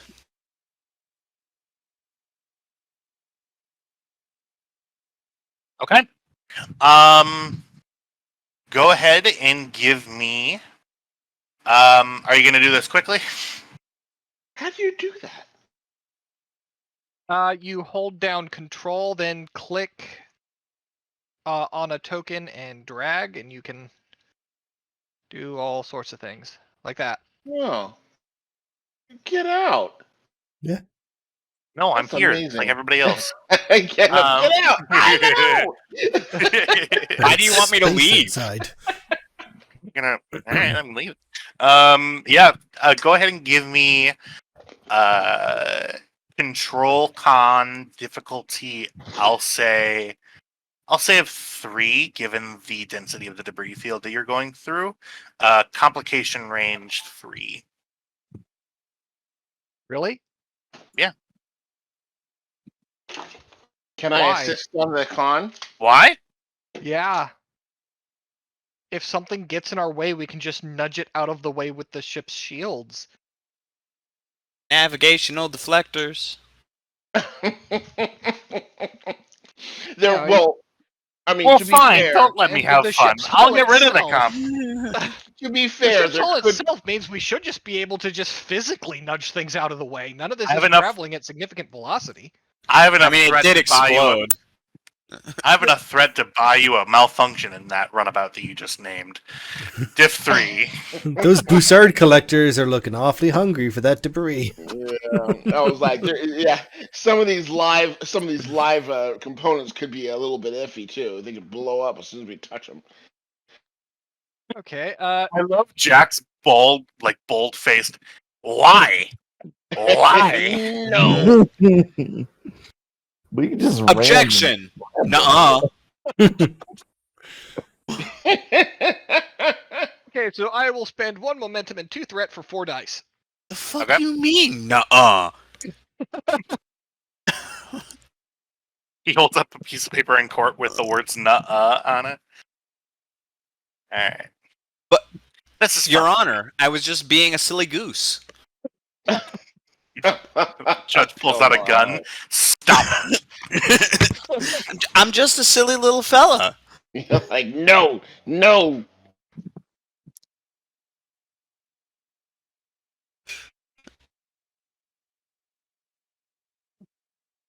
Okay. Yeah. Go ahead and. Kyle, do you think I don't know what AI is? I absolutely. Oh, I know. I can do that. You don't think I have ChatGPT open right now? You have another thing coming. You take it nice and slow against your best wishes, and you make it to whatever cell that you selected before, which I believe is this Huzzah! That would be this one. one. This one.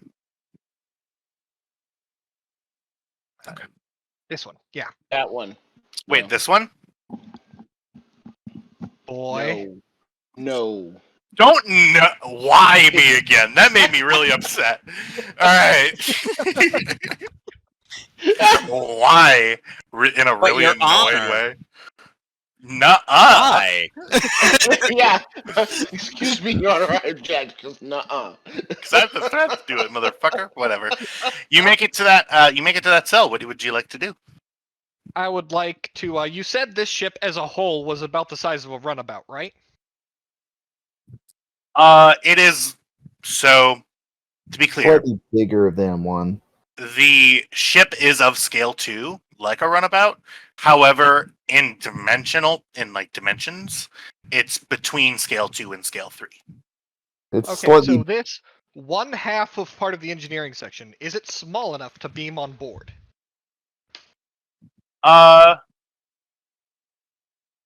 Yeah, I would say so. Then So let's the- beam it on board. so this ship is about like the size of an archer class then. Yeah, I would say so. Yeah. Oh. So that, yeah, that's just going to be a transport roll. Go ahead and give me. Actually, you want to know something annoying? Sure. Your current ship, it's going to need to be transported in such a way that it blocks all the beds and all the replicators. I will literally fucking climb over this shit to get to the replicator. It's fine. Yeah. Go ahead and give me your transport roll. So this is from not on a pad to kind of a pad. It's big and bulky. 20 feet. I will say difficulty. Yeah, I'll say control engineering difficulty of 3. Okay. Now I am actually going to raise the complication range Uh-oh. to 3. Okay. Is the runabout assisting? The runabout will be assisting I will be using my cortical array then. with sensors engineering. On it. Okay, so control engineering. I will give you 1 threat and 2 momentum for 2 dice. Cool.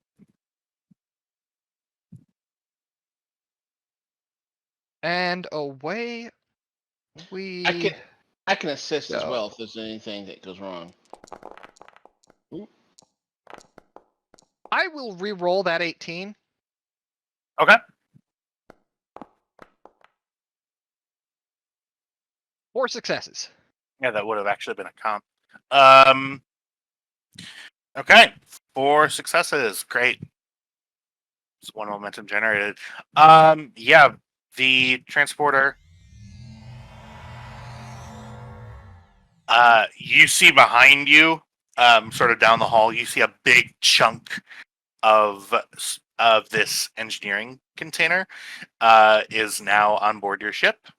You got it. Okay, I've got my Okay. tricorder out, and I'm. Woodyard and I are going to analyze this from the point of view that this was just some sort of engineering malfunction or other accident. So, Grokel, I want you to look for explosives residue or any evidence of sabotage or weapons fire. Oh, Kidoki. Yeah, he does not say that out loud. I've been Well- brushing up on human sayings. Okie dokie.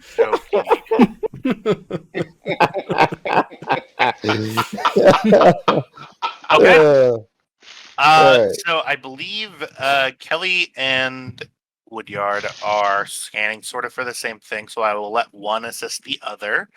And then we will get to Rokel's role in after that one. Okay. And what specifically again are you scanning for?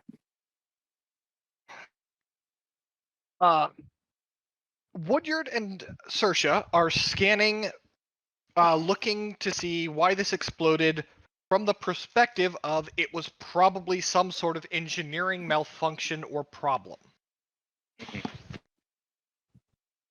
So we're looking to compile evidence for that. Well, so Grokel looks for evidence of foul play. I think I should do the roll because I think I can use my science officer skill to ask more questions. Maybe if we get, and then I'll generate more momentum. So sorry. Oh, sorry. So the role, since you're looking at primarily the engineering, I'm going to say it's going to be an engineering role. This Okay. is going to be reason engineering. Okay. So this should since you're definitely be Saoirse maining it. Okay. reason engineering assisted, not assisted by the ship if you're doing a hand analysis. Yeah. Ensign Woodyard, I will allow you to assist as well with the same role, reason engineering. Saoirse is going to use the good old Mark II eyeball. Okay. Now this is going to be a fun one. I will let you set your own difficulty. Okay. Reason being, the difficulty of the role is going to be how long this takes you, and how in depth you're getting with your scan. Okay. So let's go diff 5. I will cite my value of teamwork makes the dream work. I am working alongside a talented young ensign to figure this shit out. Emphasis on young. Excuse me. Emphasis on talented. Thank you. Emphasis on full of himself. Emphasis on modest. Excuse me.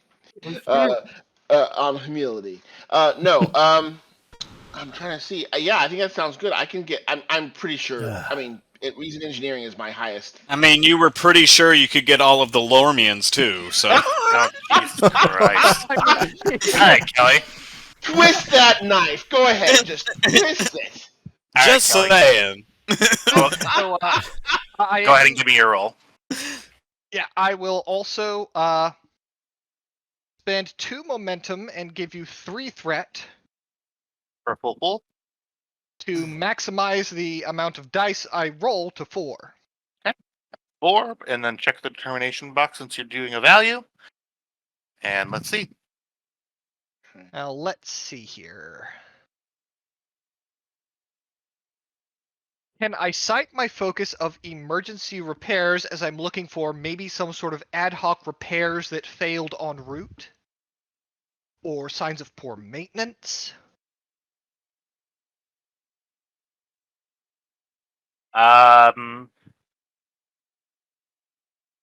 I will say that only for the reason that the emergency repairs focus is usually done when you are actually doing emergency repairs, rather from an analytical perspective.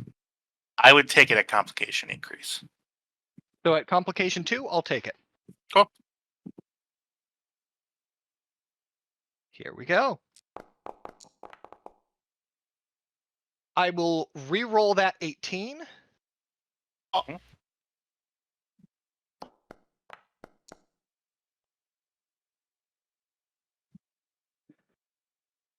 Would And- your assistance if you would? I helped. I helped. That is 10 successes. That's crazy. 10% of that roll was me. you have Woodyard's two float- basically just there for on-the-job training. Like, Yeah, exactly. All right. While we're scanning, I say to Kelly, "What kind of music do you like, Lieutenant Commander? Say again? What kind of music do you like? Bebop, Gnome core. She ska. kind of looks at him a moment and then sing says, on opera. yes. Really? I like good music. Very interesting. Wait, Okay. I'm sorry. Did she just say she likes Klingon opera? She said she liked good music. Yeah. She did not specify any sort of genre. Because, look, I think it's isn't it kind of stupid to just be like, oh, I only listen to X genre? Because there's so much music out there, and you get so much variation, even inside specific subgenres, that you're artificially limiting yourself for the sake of a label. Hey, Kelly. So, what? Yeah. Here's how I'm going to play this. You rolled 10 successes on a proclaimed difficulty 5. What do you want to know? Yes. And I'll let you know when I start charging. I'll let you know when I start charging you for questions. Okay. Can I tell from this piece of debris Yeah. what caused the explosion? The explosion was caused by a malfunction in the quantum intermix chamber in the warp core, leading to massive power failure throughout the ship, which ended up reducing the containment field much below tolerances, which caused the ship to explode. That shit is So written what down. He said caused that twice. the malfunction in the quantum intermix chamber? Was there a malfunction, was your question? What caused caused the it? malfunction? You already told me there was. The malfunction appears to have been caused by power disruptions related to some sort of electromagnetic interference.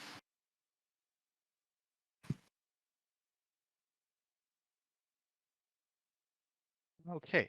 Very similar interference than you would find, and you did find on the Lormian homeworld.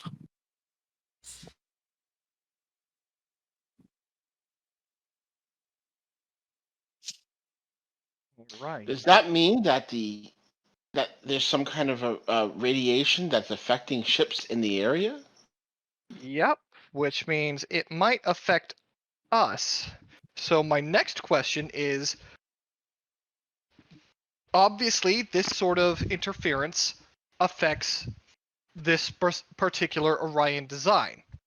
Can I discern how this interference, from its rather profound effect on this Orion ship, can I extrapolate from that what it would do to the Guan Yu? I will take that for one of your float. Sounds good to me.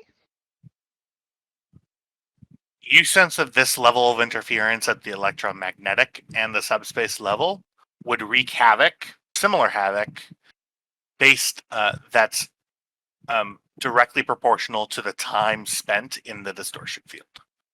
Okay. This ship, you sense was in this distortion field for a relatively short time, and due to perhaps the makeup of the Orion ship, it ended up messing with the quantum intermix chamber, causing the ship to explode. Well, Okay. well, For my my que- other float momentum, Yep. can I harden the Guan Yu against this sort of interference? You can. I'll be right back. You sense that with the current level of technology currently on board the Guan Yu, you will be able to add a resistance to your shields. But to this distortion field at all but the highest spectrum of distortion. Meaning, the more intense the distortion, the more deleterious effect that it's going to have on board the Guan Yu. Okay. well, here's my question: what would be causing this radiation distortion? Does it sound natural to you? Of course it's not natural. There's my computer that's failing, that's causing the ship, the whole system to go completely wacko. So tell me more about this computer. Is it what's keeping the planet in orbit? Yes. Amazing. So there was a civilization on this planet that could build a machine effective enough to keep an entire planet in a stable orbit. No. Technically, yes, Really? but also no. We really need to read you in on this. I'm going to talk to the captain about that. I mean, it's just fascinating. How did those Lermians forget this technology if they sat on this planet for thousands of years with a planetary device? It's just amazing. All right. You know Well, where every single mineral deposit is on your home world, buddy? Well, I suppose not. However, I would assume that technological knowledge would be passed down from generation to generation. You I are mean, assuming that it we was didn't. the Lormians who built it. I am assuming that. Very good, Commander. Very good, sir. Very good. Very, very good. No, I mean, smart thinking. Something that he's not thinking about. Very, Yeah. Hey, very Woodyard, smart. look So- at this airlock over here. Hey, Kelly, Woodyard, are there any other questions that you can do to completely expose what the plot hook is going to be?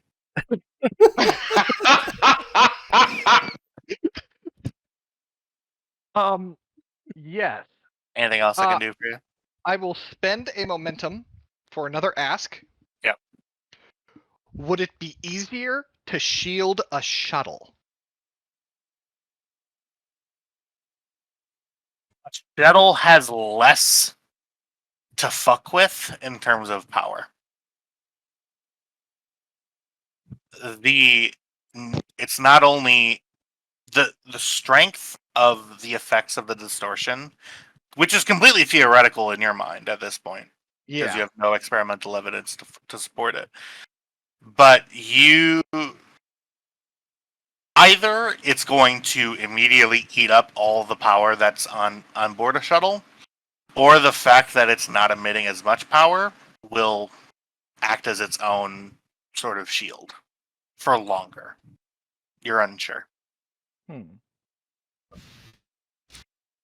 Only one way to find out. Yep. Alright. Well, I suppose now there's no point for Raquel to do his role because they just figured everything out. To be fair, Well, we should be thorough. We should examine all possibilities. Fair point. Alright. We're gonna Before we Yes, move we'll- on, any other questions from Woodyard and no. You keep giving engineering mysteries to the engineering solve it girl. I haven't given an engineering mystery in a while. That's And fair. now we know why. Before that, you were giving personal mysteries to the person who could read minds. So, Yeah. Look, there is nothing wrong with playing to your players' strengths. That's it true. makes them feel good. That's what I'm here for. I'm here for you to re-roll your 18 into another of your 4 crits. Or to roll 3 dice and land 6 successes. That's always fun. Yeah. That's the first roll out. I wonder if this is completely okay in terms of an RNG standpoint. I think Foundry does err a little towards the lower end of the spectrum. Yeah. Because, I play the Star Trek Adventures game. I've got 2 Pathfinder games going on. All of that is on Foundry. And to be totally fair, it is a computer, and computers are pathologically incapable of creating truly random number generation. So, you get what you get. Unless you want to roll real Tricked dice. into thinking they're doing pretty well. Okay. Anyway. Rokel. You had a scan you wanted to do. Alright. We'll go ahead and scan for well, I suppose we're gonna be scanning for acts of sabotage and perhaps weapons fire on the hull or anything like that. Well, I guess we can't do weapons fire on the hull because this is is this like a piece of the hull or just like? Yeah, it's a piece of the hull, and Alright. it has some engineering components in it, which is why they're able to make that determination. All right, so yeah, we'll scan for weapons fire and possible sabotage. Cool. Go ahead and give me a reason security roll. I will allow your criminal investigations focus to apply here. Give it to me at difficulty 3. Assisted by No, ship. I don't believe I have any assist. The ship, because you're using ship scanners. I thought that we were all scanning with hand stuff, Oh, which is sorry. why. You're right. He's scanning the one that's inside. My bad. All right, so I'm going to go ahead and I'll give you. It was 3 difficulty level. Yep, difficulty 3. Okay. So let's go ahead and give you 1 threat for bold, just to get you back up to 19. Thank you so much. You're welcome. And I'll go ahead and roll. Because this is not my best stat. Perfect. Guess it 1 worked. month. Yeah, perfectly right on. Can I? Oh, well, never mind. Yeah. So with this, Raquel, first thing you find out is this ship has been shot at before. You see a couple of different styles of weapons. You see evidence of previous engagements with Klingons. You see disruptor marks along this part of the hull. You see some phasers, some phaser sort of cuts in the hull. None of them recent, but you see that that has happened to the ship. Just in the ship's past life, basically. Yeah. Alright. You also detect you rub your, well, it wouldn't make sense for there to be residue, but you scan and you see some traces of some of the internal explosions that were happening on board the ship weren't just from plasma conduits and things.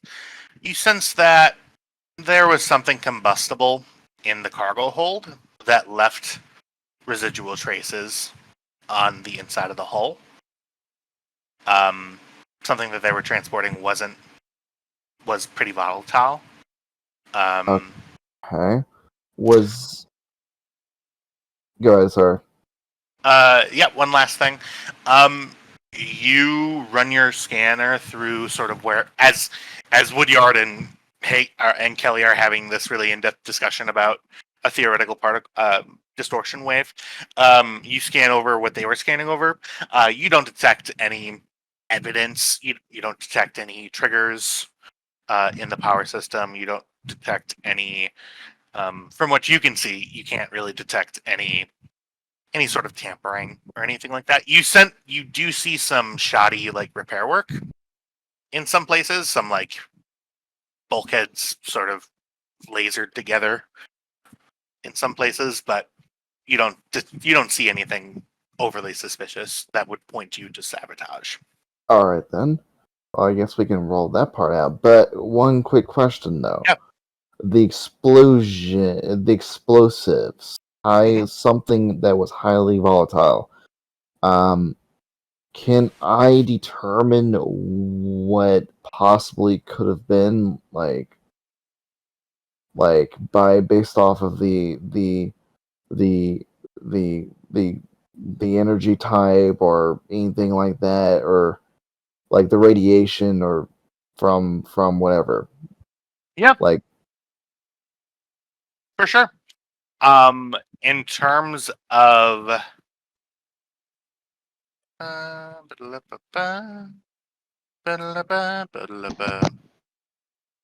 you detect some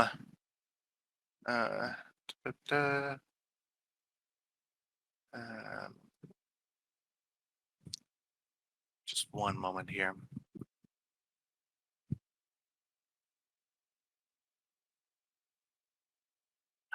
You detect that there at one point was, well, yeah, it is now gone, but biomimetic gel.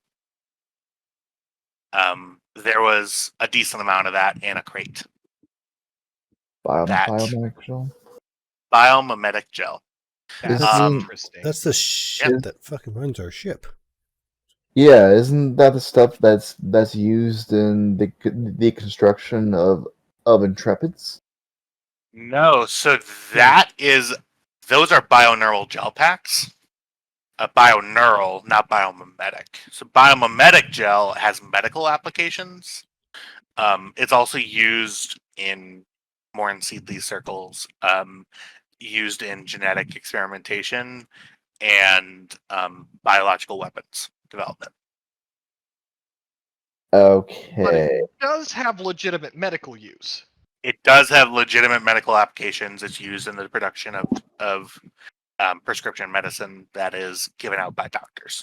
That's Well- one of the components of it.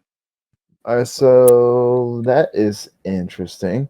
But this guy's a Klingon, so he'll probably look at the weapons side of things and be looking at that and probably just thinking to himself, you cannot trust Orions.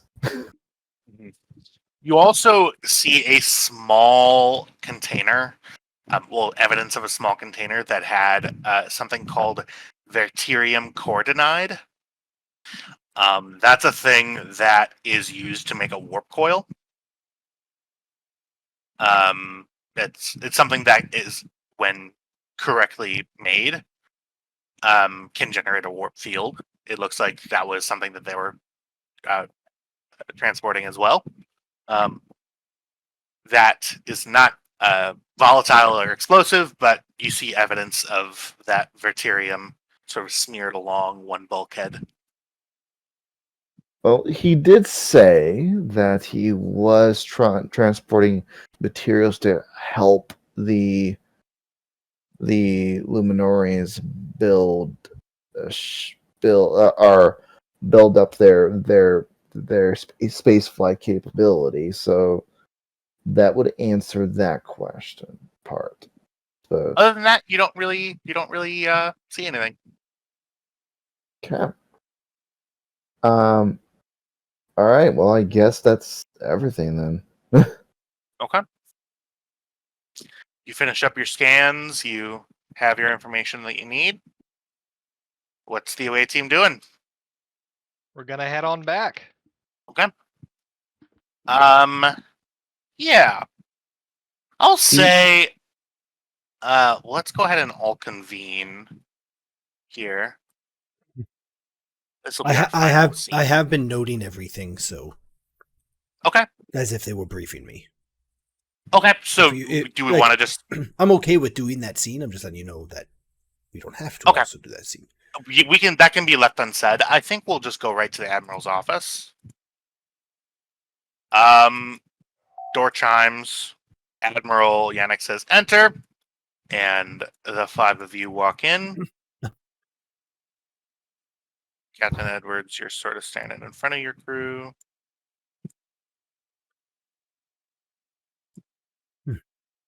This is a couple of days later. Yep. You have been compiling your findings. You have been... The ship is now, as of in-game, like an hour ago, is ready to fly.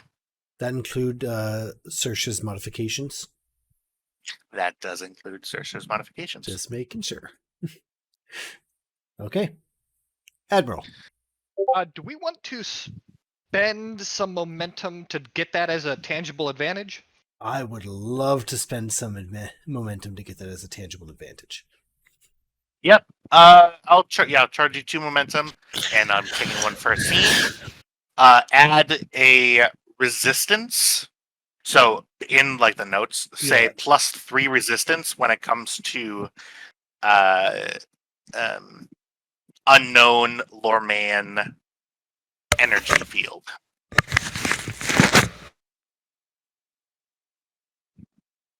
Okay, close enough.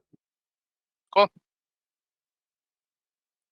Captain, I understand you and your team have been working around the clock. I see that the USS Guan is ready to go.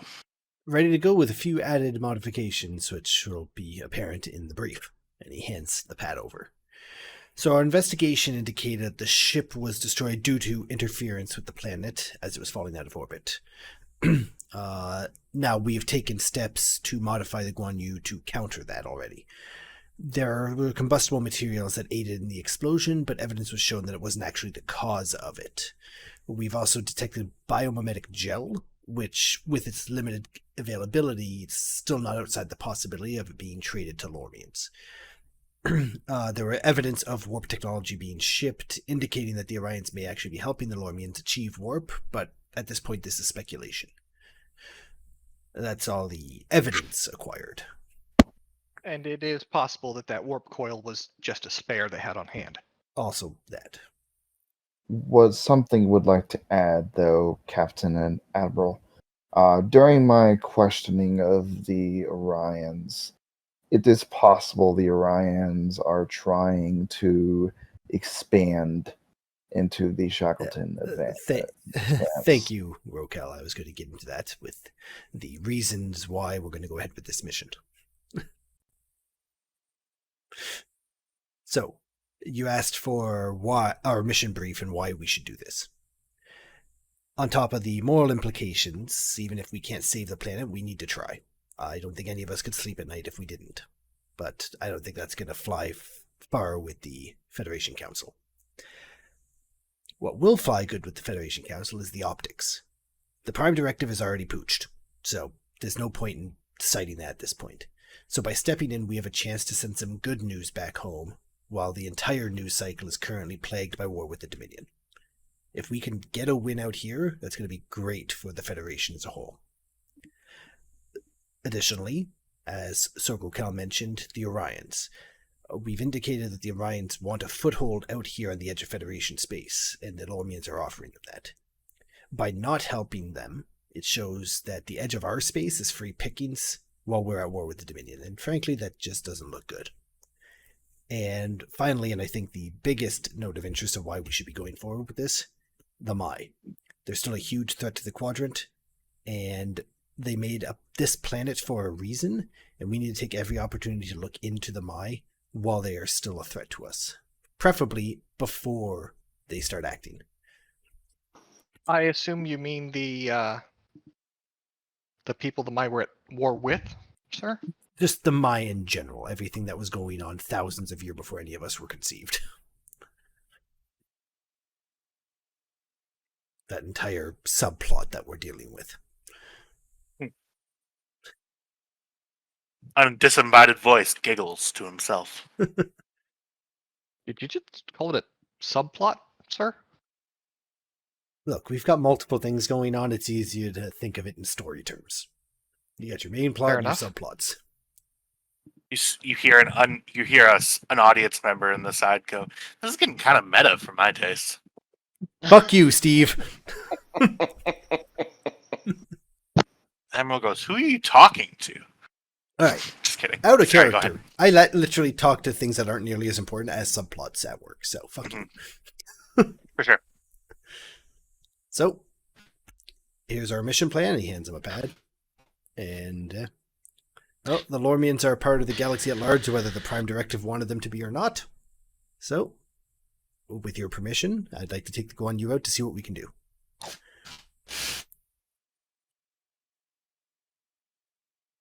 All right. He sits down. I was expecting Has there been a much bigger fight out of you. No, get the hell out of here. See what you can do. Has there been any word from Sunny, sir? Not as of yet. However, I'm sure that they will have something to say to you when you return. Crucial nods. All right. All right, Captain. For purposes that I hope are clear, I'm putting the USS Guan Yu on free duty, on dispatch service. Go and see what you can do out in the Expanse. Perhaps making a stop along the Lormian homeworld. Let me know if you need any assistance. Will do, sir. Thank you. All right, everyone, you've got jobs to do. As I walk out, I'm just going to hit my badge. Captain Edward to Lieutenant Mitchell. Yeah. Brush up on landing procedures. Edward's out. All right. And with that, we'll end the session. I want to do one more thing. Sorry. Oh, okay. Yeah, mentioned for that. sure. All right. Okay. The Admiral probably would have already notified, or wanted to notify Commander Czech and the rest of the Klingons of the possible expansion. Because the Klingons would look at that as a huge threat. For sure. But I think he would have already done that at that point, or just offside. But I do want to have a scene with the security department of the Guan Yu, because he has not done anything with them yet. Fantastic. I think that's a great thing for next week. Yeah, because we've got the travel to make there, and we got to get everyone up to speed and shit. All right. Well, Gonna then in take 2 that case, days. Yeah. well, in that case, let's just do a scene with Commander Czech. Then Okay. he'll just talk to him about what happened. Okay. Sounds good. Just 1 second.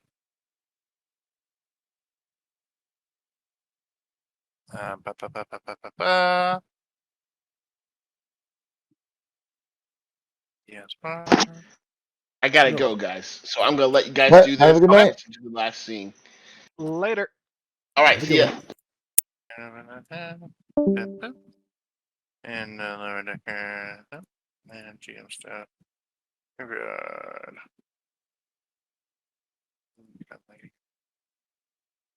Check.